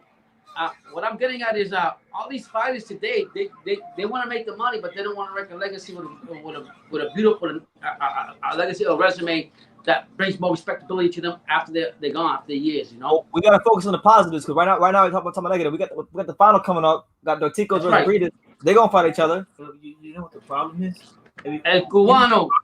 Boxers, bro. They all want to be like Mayweather. They do. Yeah. Mayweather made that a big thing, and now all of them want to follow him, but they want to be shrewd businessmen. Yeah, so they all want to be like him, but they can't. But what did Felipe say? He said that the problem with boxing is that a lot of the fighters right now is that they don't want to be like Floyd Mayweather. They don't want to be like shrewd businessmen, and they want to protect that O. Yeah, and that's why Romango is a lot more likable because that motherfucker fights everybody. That's why I can respect fighters who actually that get in the ring and just fight whoever they got to fight. But let me focus on this fight right now because this is the main event. Focus on the positives, man. The positive is el cubano viene a pelear ahora con Mairis Breidis y vamos a ver quién va a ganar. The Cuban fighter, Yuniel Dorticos is going to fight Breidis, and we'll see who's going to win. What was his name? Yeah. No, I didn't say what. I already told you who I'm going to pick. My heart. No, what's his last name? What's his last? What was the Cuban fighter's last name? It's a Cuban boy. Huh? What was the Cuban fighter's last name? What did you say it was? Dorticos. Dorticos, whatever. You forgot the C in his name. It's Dorticos, man, not Doritos. Hablo español. No sé cómo. I know you know Spanish, I can't even pronounce the word. Come on, man.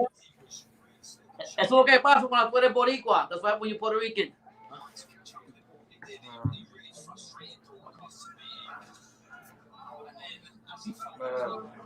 All right. So anyway, man. Yo, like, Alex, I want to ask you a question. I want to ask you and Pops this question because I've actually been thinking about this when I watched Dorticos fight. sometimes when I watch him fight, I felt like if Deontay Wilder was like more polished, if Deontay Wilder was polished, he would kind of like be like a Dorticos, but a heavyweight. Because Dorticos is like long and rangy for the weight class, and he irons people out with his right hand. He got fight changing punching power. He can be down 5-6 rounds, and he can change the fight with one punch. So are you saying that if Wilder was I'm like saying that, if or has Wilder a was similar polished- style, he'd be better off than what he is now? I'm saying if Wilder was a more polished boxer, I feel like he would resemble a lot of Dorticos. Yeah, I can see that. And plus, I think Dorticos is the better amateur, too, I think. But, Did he medal? I don't think he medaled. Well, I don't think he did. Well, he didn't medal, but I think, like, in terms of overall amateur career, because, he comes from the Cuban school. But yeah. Okay, well, hold on. I mean, Yeah, right now, for if you're going to compare Dorticos to who are asking, hold on there. For those of you who are asking, the fight hasn't started yet. Right now, we're waiting for the main event to start. We're waiting for Breidis and Dorticos to get going. But this fight was crazy. This fight was absolutely amazing. They started punching each other after the bell. One guy got knocked down after the bell. Yeah, this fight was mayhem. Absolute mayhem. It was all kinds of stuff. Yeah. Go ahead, Pop. Yeah, what I was saying is, I'm a little old, so give me 5 minutes and come back. Okay. Yo, Alex, do you remember when Mairis Breidis and Glovaki were fighting after the bell and Breidis dropped the Glovaki? Yeah, I remember that, bro. Like, Holy shit. go ahead. Go. Yeah, you share. Yeah, go ahead. I got PTSD, so I'm gonna cut you off all the time. I got All PTSD. right. So just understand it's part of my condition. Go ahead. Yeah, I got you. Yeah, I remember that, bro. Like, I don't know what the hell. What was it? Robert Byrd? Yeah, Robert Byrd refereed that fight. Yeah, I don't know what the hell was up with him, bro. He was deaf as hell. He didn't hear the bell ring. Fight would have been different than what it was. I thought Glowacki would have won in the later rounds, to be honest. Maybe. To be honest, though, I watched the Usyk fight. I rewatched the Usyk fight last week or earlier this week, and this is actually a problem. Whenever Breidis fights in Latvia, this is actually a common problem because when Usyk fought Breidis in Latvia, the referee couldn't really like I don't know. He can see, but he couldn't really hear certain things that were going on. So like then it kind of caused him to not appreciate the fight as well. Like the same thing that happened. They couldn't hear the bell because when he fought Usyk, there were a couple of times in the Usyk fight where they were punching each other after the bell, and the same thing happened in the Breidis fight because with Glovacki. Because Breidis, you guys gotta understand, Breidis is like he's the only Latvian fighter ever to be a world champion from that country. He is Latvian boxing. Like, so when he fights there, it's like a whole big event for that country. Yeah. It's a whole packed crowd. Like that, they're even talking over the bell and everything. Yeah. So that's why, like, I'm very interested to see how he performs because he's used to fighting in front of 15,000 plus, 20,000 plus on his side, and that's a big thing for a fighter. Yeah, but speaking about that and that topic, to be fair. Yeah. You know, hey yo, I want to run something by you guys. My friend Felipe was saying that a big he believes that. Huh? Oh, we'll get to it later. We'll focus on the fight. We're here. It's the untouchable True School Sports Empire. Pops. Hit that like button, support True School Sports, baby. Thank you for being here. There you have it. And the final we've all been waiting for at Cruiserweight between the KL Doctor and Mairis Breidis. It's gonna be a barn burner. All right. What's the prediction? Everybody here, put your predictions down. Let me know your predictions down. Hella, it's a great trophy. You know, my boy Dorticos is coming out to Pop Smoke. The people. Rest in peace, Pop Smoke, bro. Rest in peace, Pop Smoke. You already know. All right, so here comes Yuniel. Wow, what an outfit he's got on. He's coming out to Pop Smoke, bro. I definitely want Dorticos to win. Yeah, I actually like what he got on. His garment he got on. Yo, if outfits could win fights, I'm gonna quote Felipe. If outfits could fight, he would have won already by first round KO. That shit is fire. Hey, bro. Hey, outfits. And I like that fight. That's what I'm saying. I like that. You know what I'm saying? Look at hey, yo, Alex.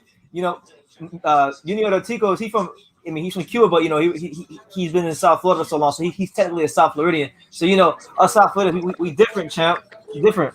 He's You coming out with already something. know, bro. Yeah, we have. I want to meet him one day, Brendan. Who, Dorticos? Yeah, We gotta get an interview with him. yeah. Oh, That's Mairis Breidis.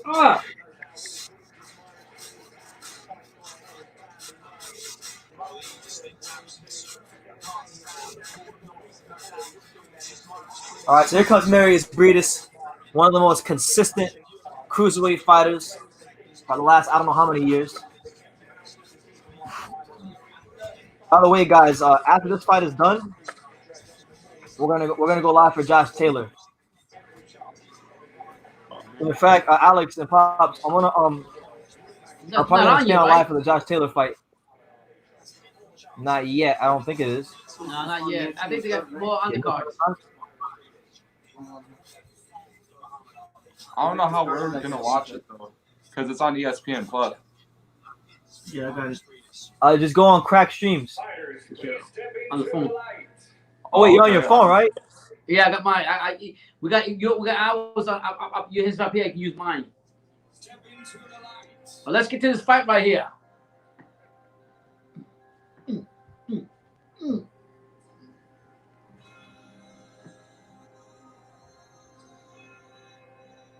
They got the most like dramatic music of all time.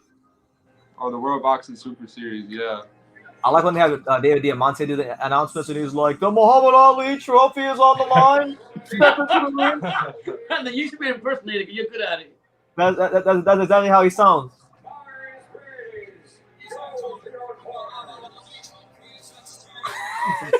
Oh, they were really close to each other too, man. Oh man. Dorticos and Breidis. Yes, the Rosario Charlo fights is today, Dynamite, and you're gonna be proven dead wrong today.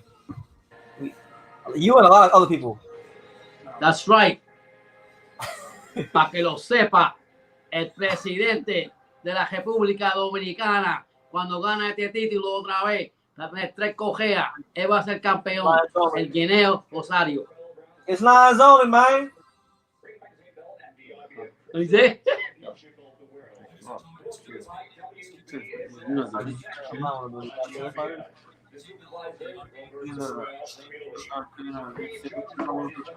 gonna look it up myself. All right, so both fighters in the ring. Make sure for those of you that are here, smash that like, hit the subscribe button.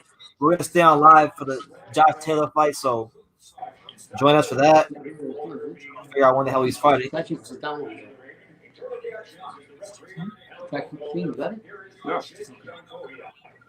Good. Oh, What? yo, Oh, yeah. We'll pay attention to this and that. Let me get this thing. so for those of you that don't know, if the fight is declared a draw by the judges, the fourth and final determiner of the fight will be the referee. So keep that in mind if this fight goes the full 12 minutes. Yeah, it's sudden death boxing. 1 minute.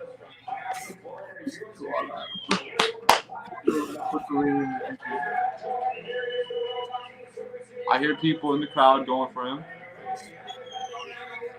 Make it even watch about 9 p.m.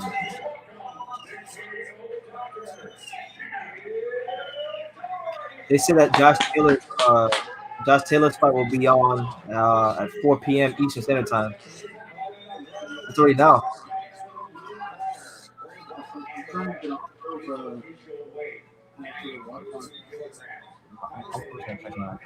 gonna go click the screen. I'm gonna go see where it's at right now. Mairis Breidis versus Dorticos. We here, man. All the talking is done.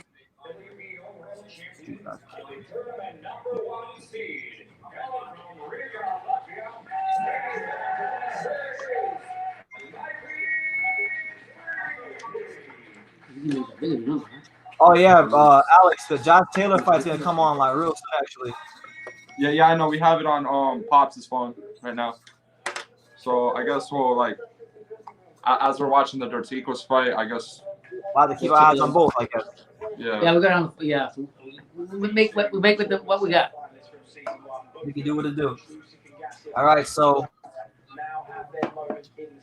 we here, round 1. I got my notebook right here. Yeah, you taking notes, bitch. Alex taking notes, Brandon. You taught him well. Take a note. All right, so round one, Yunier Dorticos versus Mairis Breidis. This is the World Boxing Super Series. Breidis in the white with gold trunks. Breidis in the red trunks, red trunks with the black trim. Outfit he had on though. I ain't gonna lie. Orthodox versus Orthodox Yo, I'm matchup. gonna come back and forth. I'm gonna go closer to the TV.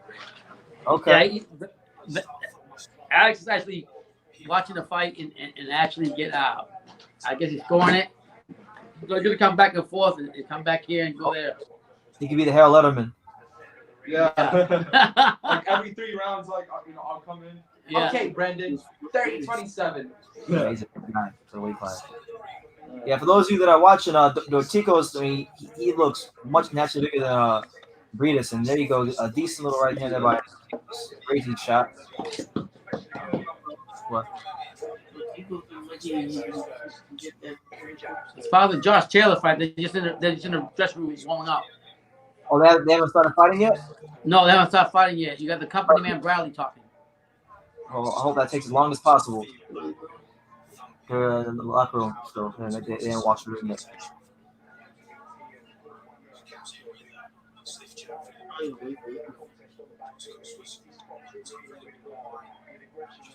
Yunier Dorticos doing a good job so far. You know, he's pulling with the jab. He's working behind it, trying to set up that right hand. Breidis has to do what he can to definitely close the gap because he can't fight this fight the whole fight. He'll get hurt.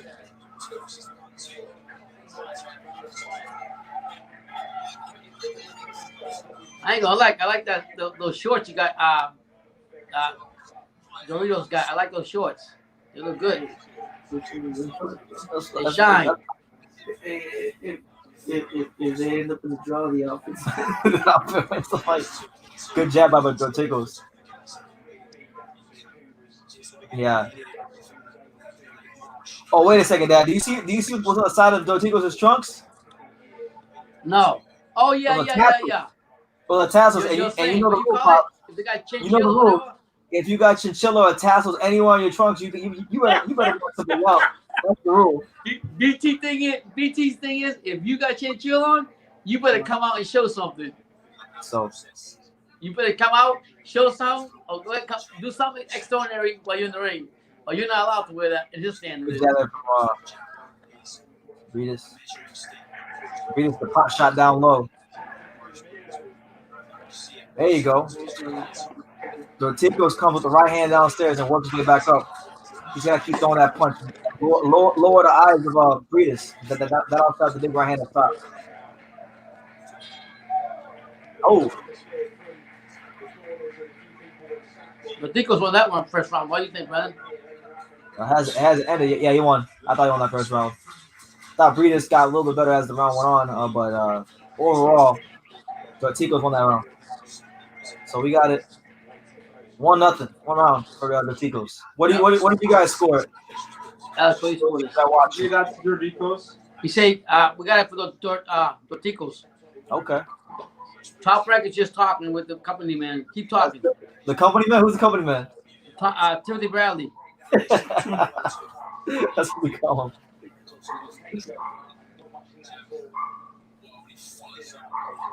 Oh, Dad, you remember that one time we went down to Dorticos' gym and for the first time, and you went into your friend is his trainer. The guy that you talked to that one day, Pedro Rourke. Oh, he's in here? Yeah, he's right there. Oh, yeah, I see him right now. We went there and he was like, man, I wanted to slap the shit out of him. Huh?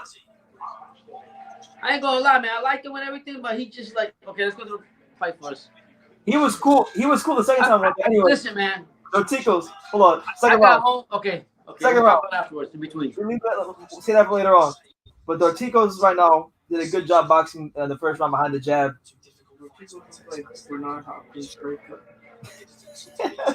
Felipe says that Dorticos looks like a Bernard Hopkins' third cousin. He can look whatever he want to look. He better win this fight, I guess. I got Breidis, but I mean, I'm just saying.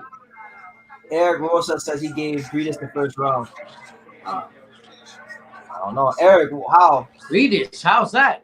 I mean, I see that. So I'm being honest. Dorticos actually got a couple good shots in that first round.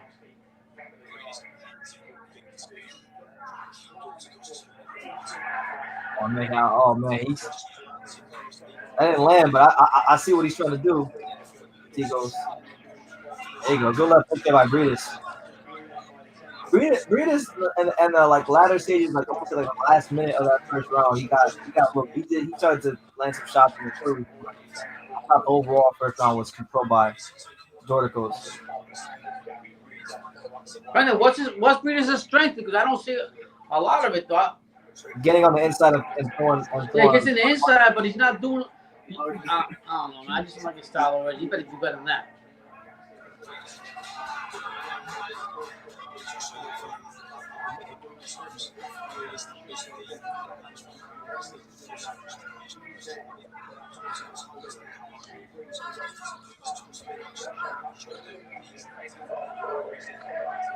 Yeah, problem that Breidis has in a lot of his fights, he had it in the Usyk fight and he had it in the Noah Michelin fight, parts that I watched, is that he's a shorter fighter for the weight class, and he doesn't really move his torso that much. He kind of squares up at times, and if he squares up the whole fight, I think Dorticos is gonna catch him or something. But I don't know. I think this round.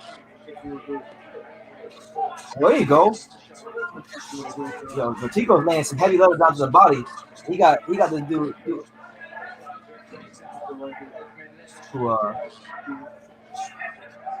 I'll be honest with you, Alex. I don't like Breidis' style. That's my dad. BT tells me to wait three rounds, but I don't like his style at all.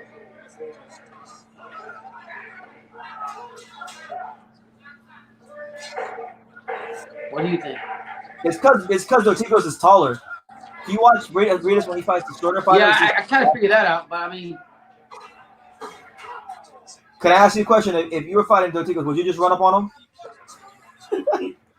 I won't run up into him. If I try to break that trunk down, the tree trunk down. I mean, you gotta understand when you get to this level, where they're at, Brandon, you gotta show dominance somewhere. You can't go in there titty tatty and patty. I thought it was a better round for Breidis actually. Alex, you get Breidis time. Listen, man. I have a 1-1. Alex has a 1-1. Listen, the trainer for Dorticos, what I like about him, he gave me this whole, no disrespect to nobody, how I say this, but I'm going to say the way I feel it. He gave me this whole political Cuban lecture on telling me right now. And I didn't like that. Wait till after the fight. I want to focus on the fight. I know you don't like you got out of the train. I was there. You don't got to tell me. I know. I was there. Yeah. All right.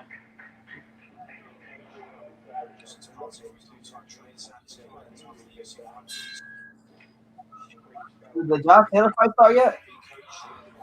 No, they're just talking about. They're just actually comparing Josh Taylor and Jose Ramirez's record and when they should fight.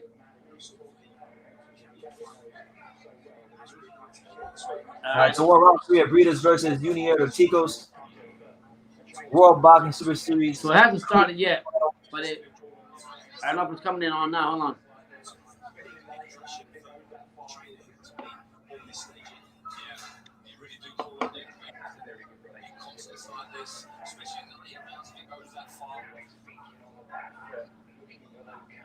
No, the fight hasn't started yet. Oh, it is next. It's coming next.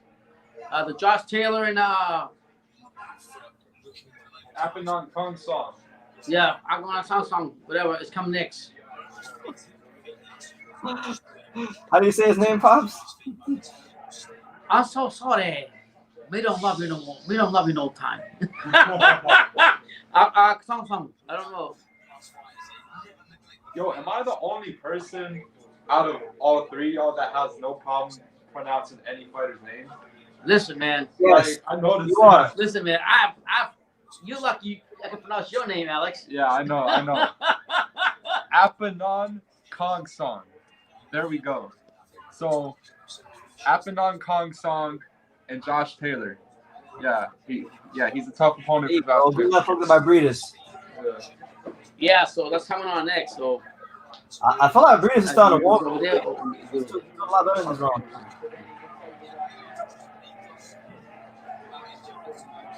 Ooh. At some point really soon, Okay. Dorticos has to land So, a hard right.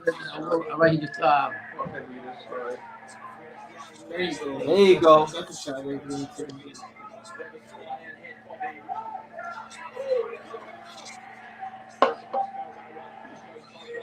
a nice upper jab by Breidis.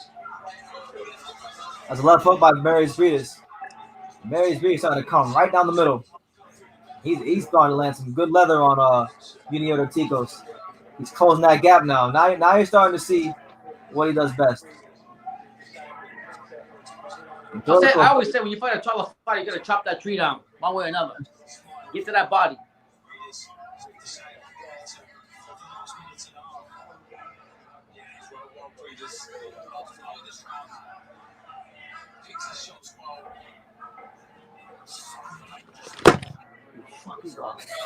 Yo, the phone drop. Come on, cabrón. Sit down, cabrón. It was the dog. The dog knocked it down. The dog is that? Kobe knocked it down? Yeah, I grabbed him and gave him a slam. WWE. Dog. Oh damn. Well, I guess it's just me now. But yeah, right now, Yuniel Dorticos, he's starting to. Oh, not Dorticos. Mairis Breidis, he's beginning to warm up, beginning to have his way with the KO doctor. All right, pops is back. Man, I have a fight with my other bitch. The dog did it. not those. Butler did it. You need to sit down. Stay there, cabrón. Sorry, guys.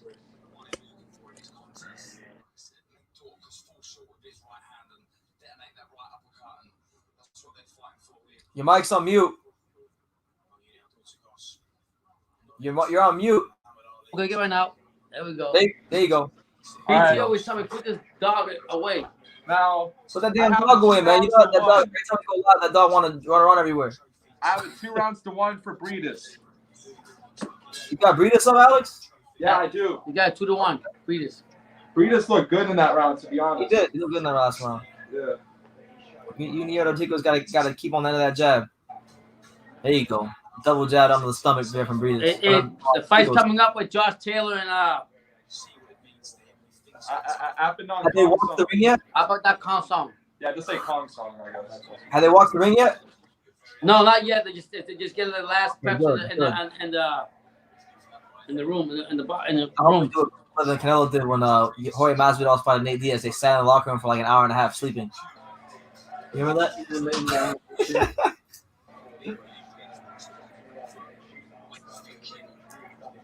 There you go. Good right hand from Dorticos.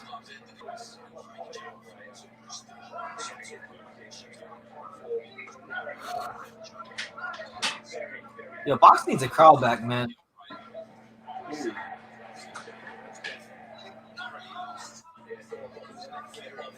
Yeah, we're in round 4 right now. Yuniel Dorticos. There you go. Good body shot by Dorticos. That's going to get his attention. That's going to stop his ass right in his tracks. Double jab right hand. Come on. Come on, KO doctor.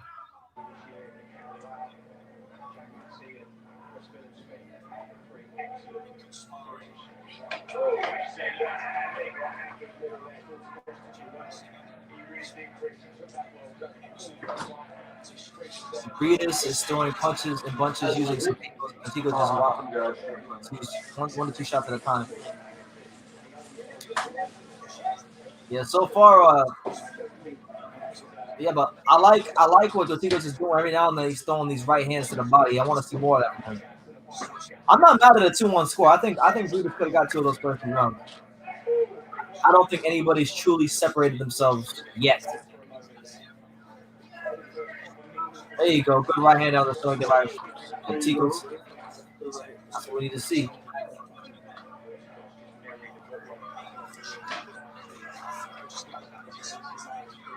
Winner of this fight will be the #1 cruiserweight in the world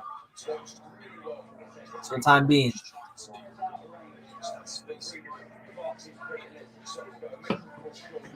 Okay, I see what Breidis trying to do. Breidis over here trying to step around like he's Lomachenko. Shout out to my man Julio Ochoa with the $2 super chat. He says, I like Dorticos' style. He's a real nice fighter. I like his style too. I was just saying, Julio, to my pops, I was saying that Deontay Wilder was more polished, and he broke out of his jab, and he had a little bit better balance. I feel like his style would resemble a little bit what Dorticos does in the ring. So now Josh Taylor's in the ring right now, Okay. and so is Kong Song. Apidon Kong Song. Yeah, Apidon Song in the ring right now. What time is the Getting ready to get done. About to announce it. Ugh. Keep one in your mouth. Keep running your. What was say? Keep running your mouth. What does it, Brendan? Keep one in your mouth. Yeah. With the F though. MOUF, mouth. It starts at 6, bro. 6? The card starts at 6. 6 hours. Yeah. So you got Kong Song with his countryman flag on his back. Thailand. He's from Thailand. From Thailand, and you got Josh Taylor. Scotland's very own Josh Taylor. Hey man, The best. keep The in mind best. that Josh Taylor changed teams too. I don't like that, but he did it. I don't like the fight to the last minute. But he went to your boy Ben Davison. You like Ben Davison? Remember you were telling me Ben Davison, Tyson It's Fury. okay, but I don't like if it's not broken, why fix it? All right. 5th round of Yuniel Dorticos versus Mairis Breidis. Dorticos starts the round off in the first 20 seconds, working behind that jab, trying to set up that big right hand. Muhammad Ali trophy is at stake.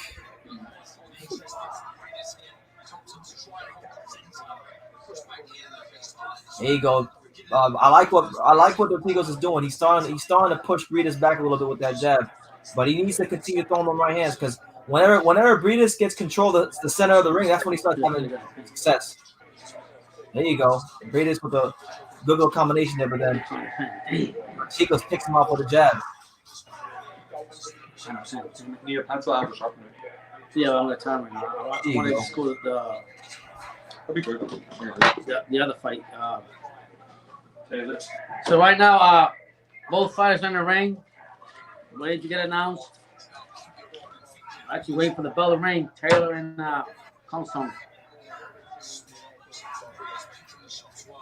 There you go. Good jab there by Dorticos. Breidis immediately. One thing I like what Breidis is doing as these rounds go on is anytime Breidis is about to get trapped in a corner, he immediately pivots out of that corner and tries to get back to the center of the ring where he's comfortable, where he feels successful.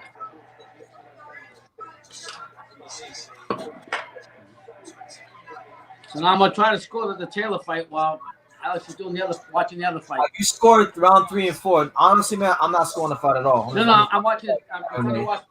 Waiting for the Josh Taylor and Kong Song. By the way, shout out to my man MMA Boxing Talk. Great guy. I love that dude. I ain't gonna lie, man. Taylor looks in great shape though. He's in phenomenal shape. You know what happened with the guys from Thailand, man? They don't no joke. Look what happened with Chuck Keith, no disrespect. The undisputed fight with Ramirez. Here comes Breidis. Breidis with the right hand right down the pipe. I think Breidis is doing a great job to put himself in position to win these rounds. I mean, these judges could have him up by probably 3 rounds the way he's fighting right now. Here you go, good right hand by Dorticos. So now the fighters met up in the middle of the ring with the referee. So they're about to go off and fight. Waiting for the bell ring. The Josh Taylor Kong Song fight. Oh, Kong Song in the red trunks and good counter left hand there by Yuniel Dorticos. Taylor with his usual gray trunks, green gloves. They both meet each other in the middle of the ring. All right, Pops, focus on the Dorticos fight.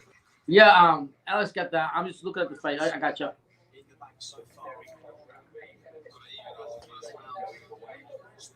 You missed it. Dorticos countered him with a really nice left hook. I know. I was waiting for the first round of the Taylor and Kong Song fight. What'd you guys score, BT? I'm not scoring it. I That's scored what the you first got. couple rounds, and I stopped scoring it. I have a 3 rounds to 2 for Breidis? 3-2 for Breidis, according to Alex. All right, we'll go Alex's scorecard. He's the Harold Letterman. We'll go his scorecard. Here we go, guys. Here's the score. All right, Kim. Hi, guys. If my mind can conceive it and my heart can believe it, then I can achieve it. Muhammad Ali, that's a great quote.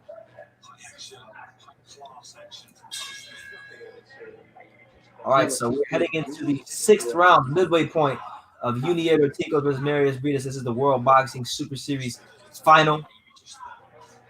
There you go. Dorticos starts around out with a good double jab on top and then a jab downstairs. I think he's back after this fight. Dorticos got to really start landing that right hand and or the left hook. But Breidis is doing a good job of feinting him and fighting at angles.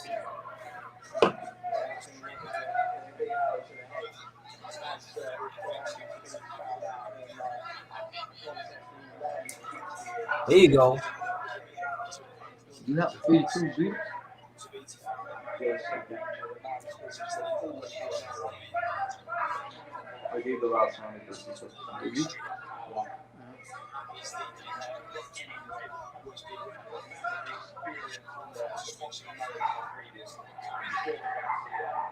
Jeez. 1 minute and 53 seconds left here in the 6th round. It's been a good 6 rounds so far. It's been a good chess match. You got Breidis fighting in angles, and you got Dorticos trying to cut the distance and close the gap. There you go. Good right hand down to the stomach by a Latvian cash cow of boxing, Mairis Breidis. Oh, shit, man. Taylor just knocked him out. What? Damn. Already? Taylor knocked out Consum. Oh, shit. The fight is goodbye. Hold on. It was bad. It was brutal. He's done. He's out. Good night, Irene. How long was that? Hold on, man. Hold on. I woke up my daughter. The first round. How many seconds was that? I don't know. I just seen him knockout. It's funny, bro, because as he said that, Dorticos landed a really good shot on Breidis. That's what I thought. I thought maybe the stream I'm watching is behind, and oh snap!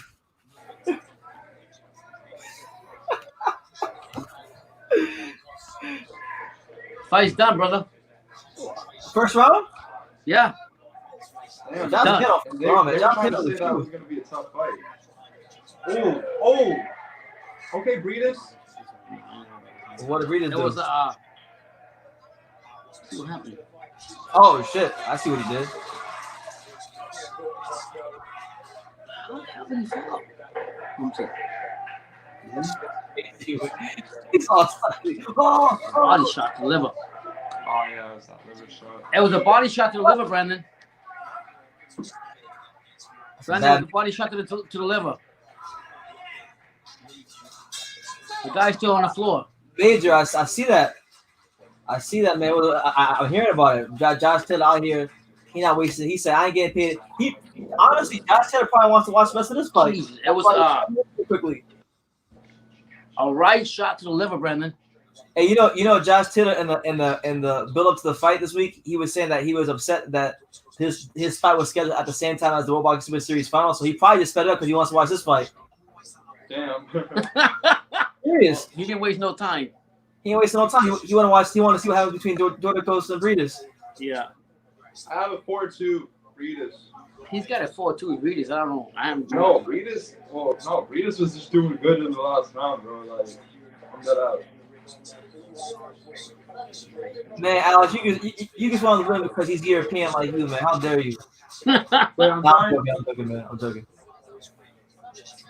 Nah, Breidis is boxing well. He's as the rounds have gone on, he's been getting this fight in angles and I think one thing that's been interesting to watch is Dorticos is throwing these right hands, but they're missing by inches. And normally when a guy's missing by inches, it's because the other guy, from a positional standpoint, you know, he's doing a good job making sure he's not in position to get hit, you know, by certain punches. 100%, JJ. I'm gonna be here for that Showtime card. There's no way in hell I can miss that card. I'm gonna miss Jason Rosario.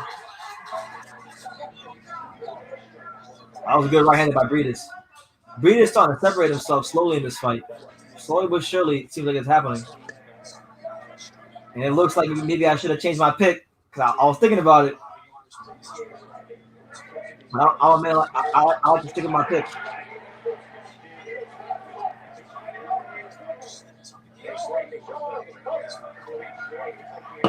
Ooh, good counter. Good counter by Breidis. Oh, snap. Dorticos has a call for you.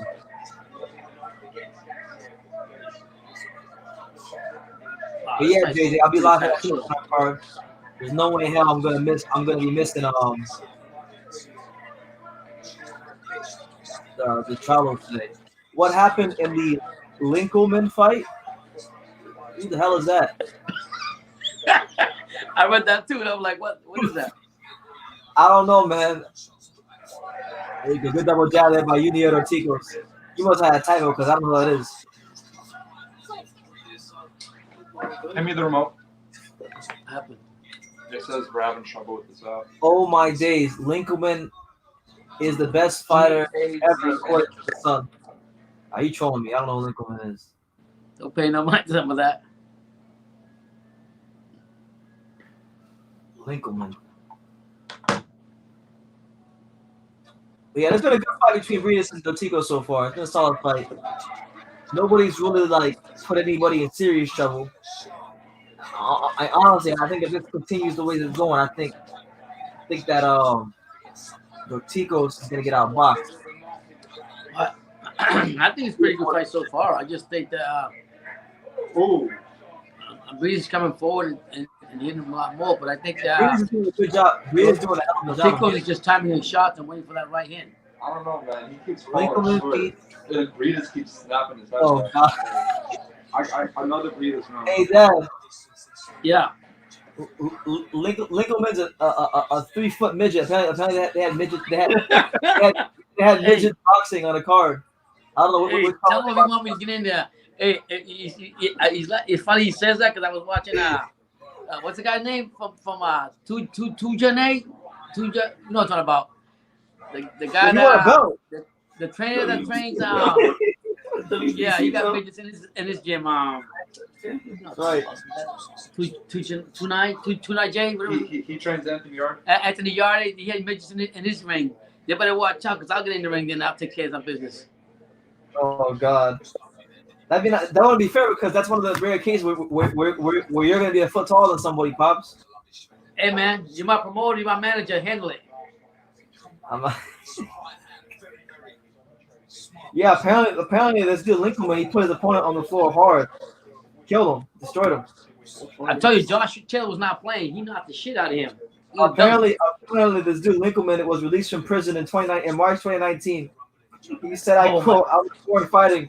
When you are born half the size of a normal man, you have to fight twice as hard to get anywhere in life. I was born into gangs, drugs, and crime, like a lot of people in certain areas. But I'm on top. But on top of that, I am this size. I didn't go to school. I can't read or write. I didn't have parents. You know what this guy sounds like? The guy from Mr. Zone. The Zone. H Money, the Zone. The guy, that crazy guy. Look, Dad, look. I want to show you. Look, this is a fight poster.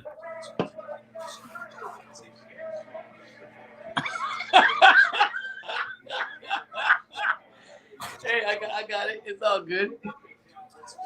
Oh my God. H Money doing it again. Yeah, I didn't even know about that. This was pay-per-view. This was pay-per-view. Yeah, if I would have known about that fight, I would have been live for that fight. Watch the prison vids; they're hilarious. My man had a tech inside. It was funny.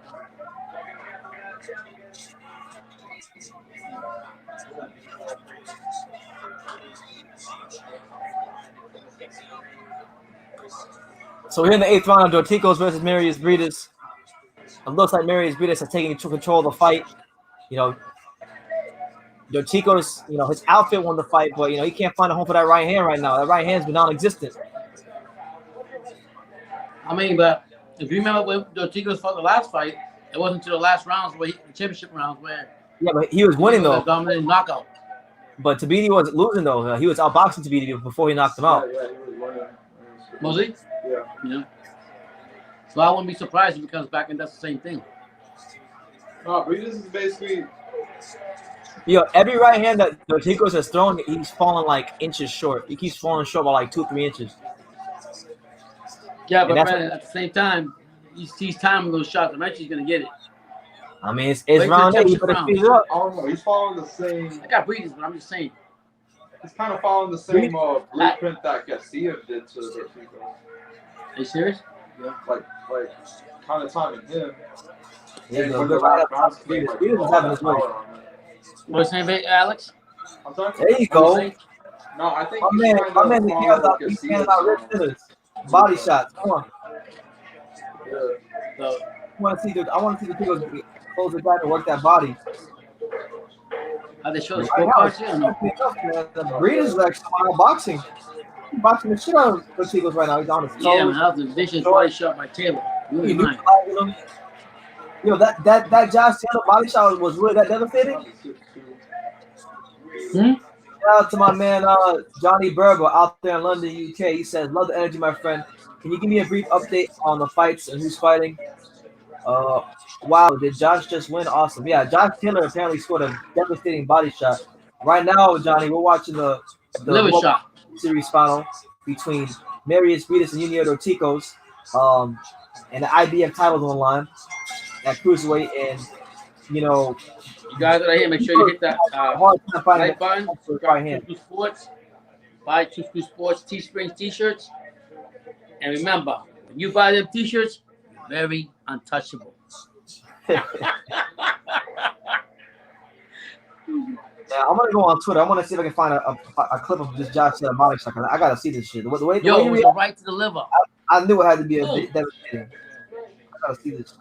A right to the liver. That's what I see.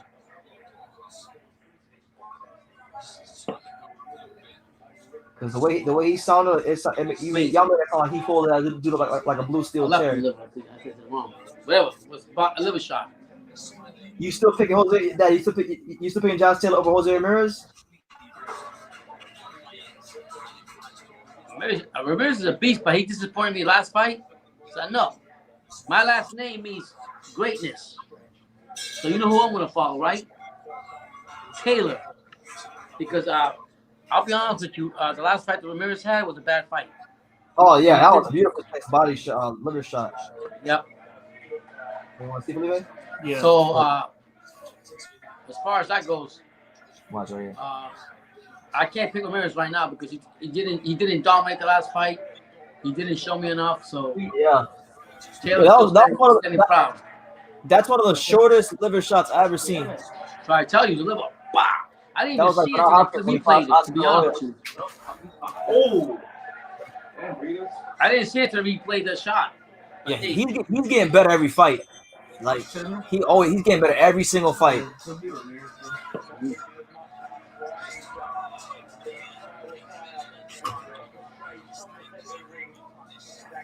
I'm trying to find out.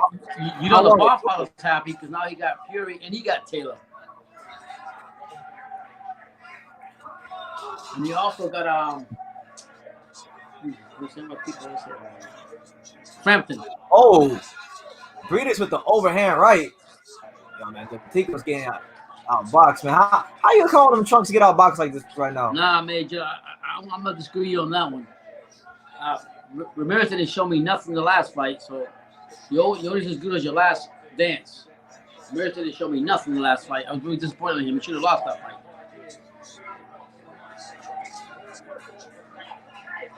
Round 9 of Dorticos versus Breidis. 1 minute and 21 seconds left here in the 9th round. Mairis Breidis, slowly but surely, finding the shots and having his way with Dorticos. I'm not gonna lie to you. I've noticed when Breidis throws more than 2 shots, sometimes Dorticos squares up and he don't throw anything back. Wow. I just think he's trying to time it for that right shot, to be honest with you. You can't do that. You can't just rely on one punch. You gotta create opening. You can't wait for an opening. You gotta create it. There you go. There's the right hand by Dorticos. Remember, that's how he did the last fight. He came time it, boom. He's not fighting Andrew Zabidi. Yeah. Andrew Zabidi's a clown compared to Mairis Breidis. Ooh. He has like Andrew Zabidi has no inside boxing ability at all. I have 7-2 Breidis. Wow, Alex Mexican has style, 7-2. the Bro, club, Breidis has been controlling it, bro. Like, What's up, Vega? I mean, no, I think Breidis Alex. has been controlling it. To be honest with you. He is. Yeah, he's been controlling the fight. Like, yeah. Wow. He's been controlling it, bro. He keeps catching Dorticos, bro. He's actually timing Dorticos, bro. It's not Dorticos timing him. Wow. Like, yeah. Oh my God. He's using head movement, like combination. moving away from his punches, all that. Like you hear me, BT? Say that? No, I'm saying like he's even using head movement, you know, moving away from, you know, all his powerful punches, all that, bro. Like, He's turning him. yeah, turning him. You know, like keep catching him. Breidis is just not moving. Not Breidis. Dorticos is just not moving, bro. Like he just stays there and he just gets caught. So I don't know. I got Breidis controlling the fight. I still can't believe Josh Taylor threw a shot that damn short. Man, liver shot. I see that. I was like, wow. That kind of reminded me of when Romo Gonzalez fought Brian Valoria. It wasn't a liver shot. It was a headshot. That's the only shot I can think of in the last couple of years that was as short that knocked anybody down or out.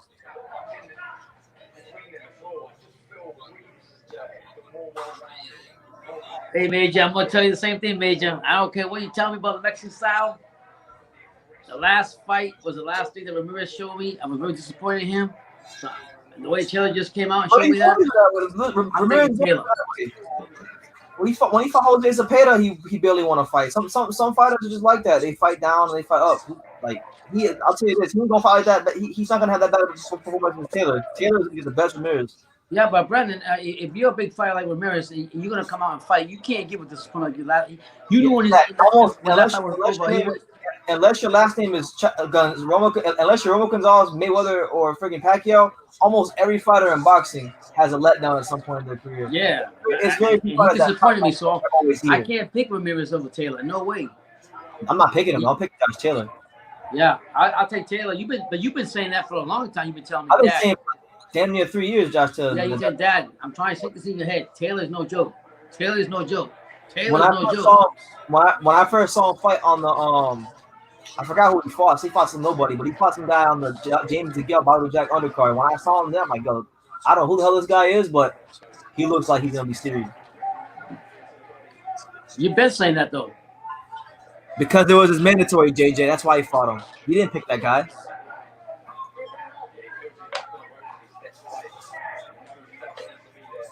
I mean, but on paper, I mean, aside from the guy had one decent win on his record.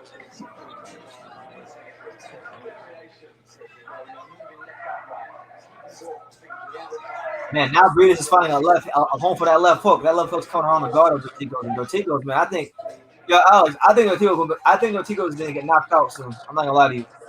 Yeah, no, exactly. Like he's using the same. I think he's using the same formula that Garcia did, basically. Yeah.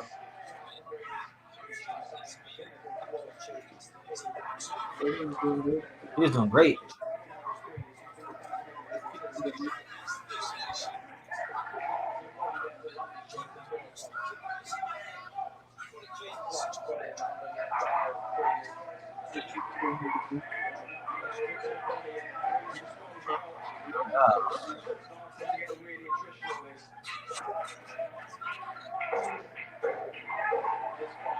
Oh my God, there's a counter left hook.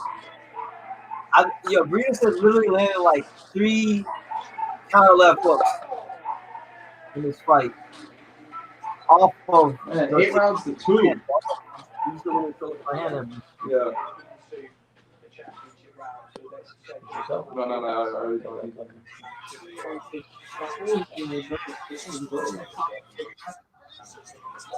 Man, I should listen to all the doubt that I had in my brain when I rewatched Breidis versus Joe. I should have said, you know what, BT, you should pick Mairis Breidis.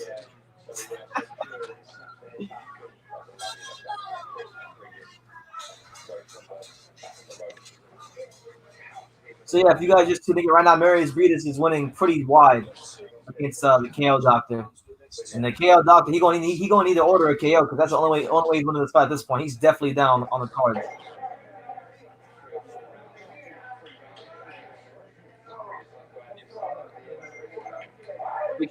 subscribe button, hit the like button, all that good stuff. We're gonna be live. He got knocked out. Yeah, Dorticos needs a knockout. Breedis gonna do it. My heart was telling Breedis, I don't know what. Heart. I was just scared to tell myself Breedis, I don't know what. But I mean, I still don't like the style, to be honest. I like his style.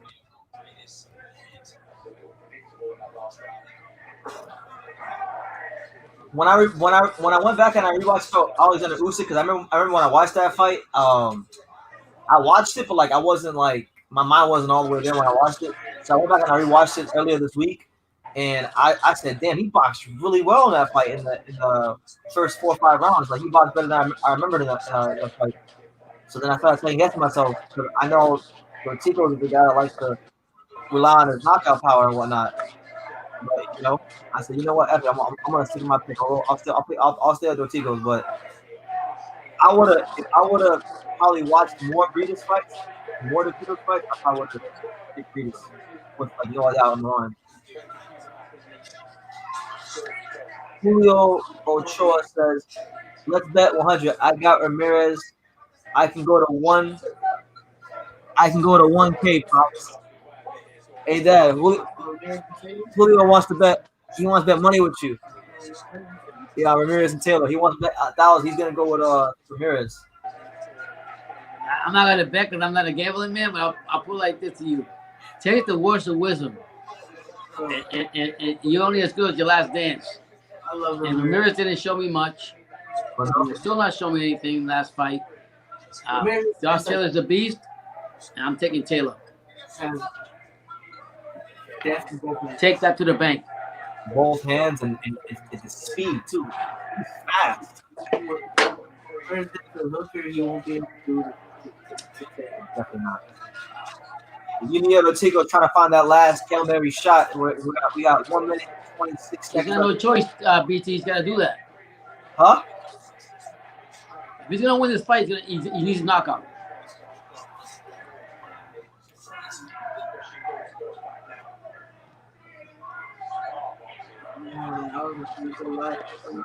That's fine.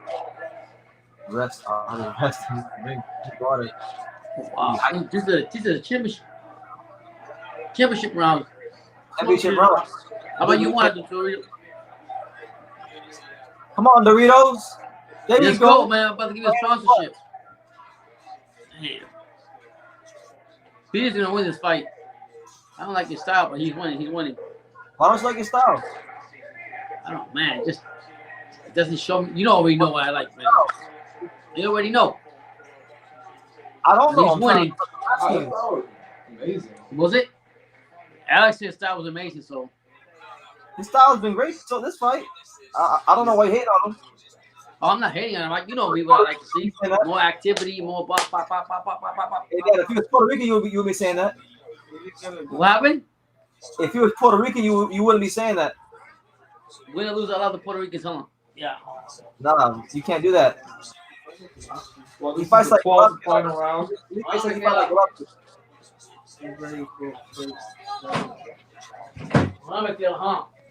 But Taylor wants a Ramirez fight in Scotland with the crowd. I want a crowd. I miss boxing with crowds. These dudes be getting dropped and getting the lights put out, and there's nobody there to celebrate it. You can see like the trainers and the cover. Yeah. That's true. It's Mexico.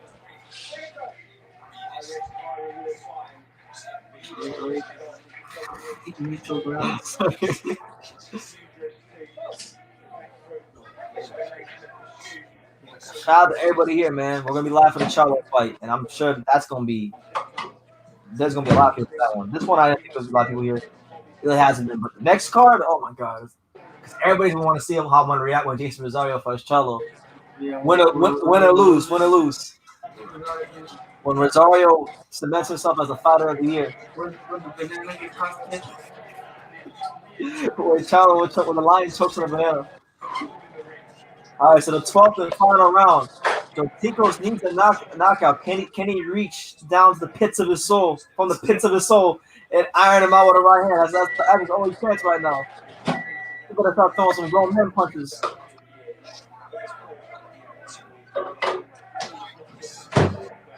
All Mairis Breidis got to do is survive. He's getting a decision. Oh, You last round? Yeah. Breidis doing a good job of flipping these punches moving laterally. He needs some more levels.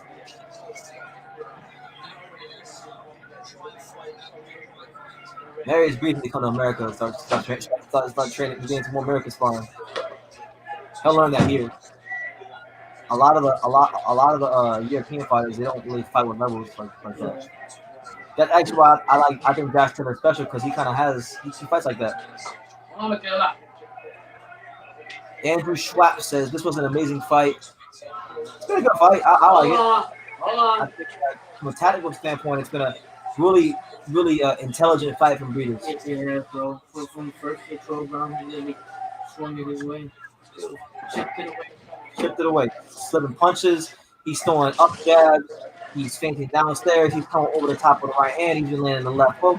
He's used damn near every tool in his toolbox to the KO doctor neutralize.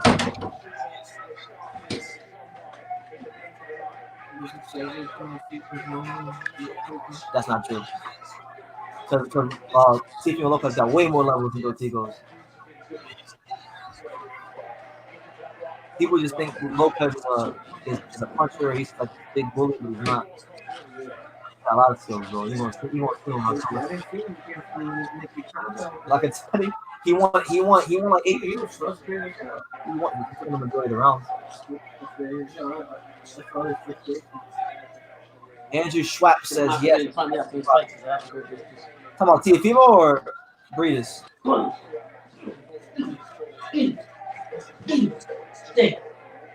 40 seconds left here in the 12th round. Mairis Breidis is on his way to winning the Muhammad Ali trophy after losing to the best cruiserweight maybe ever last year. My final scorecard.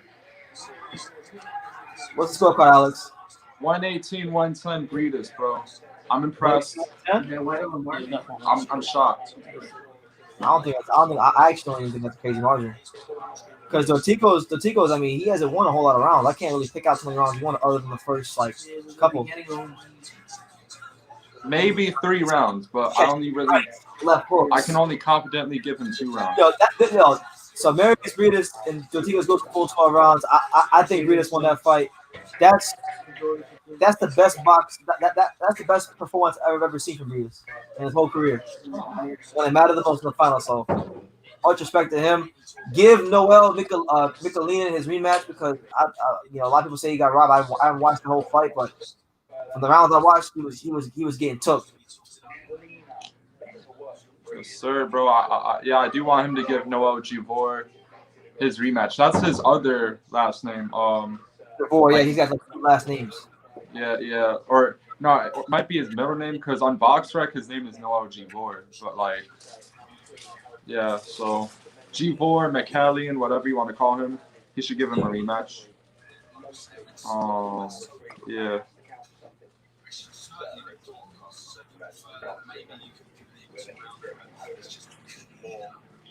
Now we await the decision. Yo, I think I read somewhere that the TBRB. Yeah, the trans national box ranking, whatever. Well, yeah, I heard they had the lineage on the line for this fight. The lineal title? Yeah, so I think Mairis Breidis might be the lineal champion. Oh shit. My man 1SS says that he wants Mairis Breidis to fight Isaac Chamberlain. I would love for him to fight.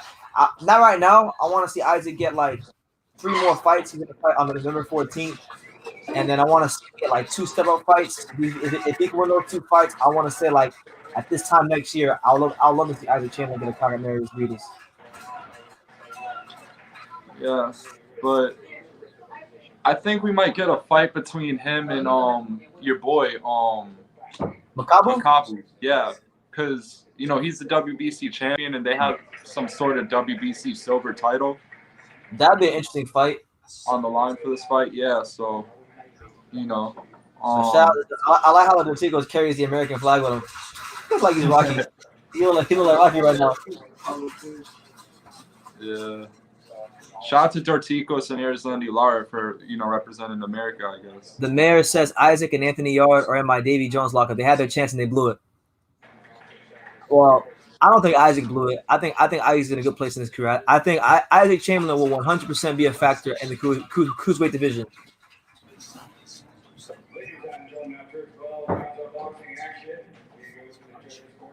All right, so we're waiting the decision right now. But Alex, as soon as they announce the decision, I'm gonna get off and then I'll come back alive whenever the Charlo card starts. All right.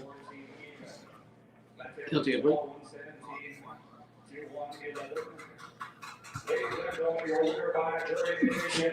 The Muhammad Ali Trophy and the Ring Magazine Medal winner, and the new Mairis Breidis. Mairis Breidis won. I hear it. They're ahead of me. Told you. Mairis Breidis. What? Mine said Doritos. Hold on. So,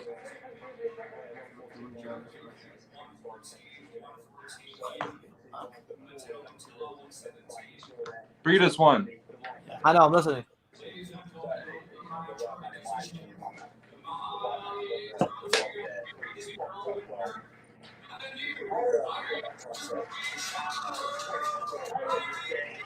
Wow, bro, who had that 114? Is that a late bird there?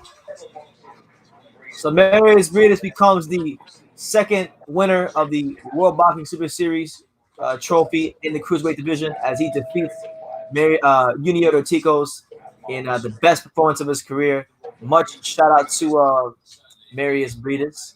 You know, he definitely earned it. It was a great performance from him. But yeah, Yes, sir. he's definitely going to be a factor in the division. But listen, we'll talk about it later on. I'm going to hop off. Alex and Pops, thank you. I'll see you guys in a second. Thank you for joining us, everybody. Smash the like button. Thank you. God bless. All right.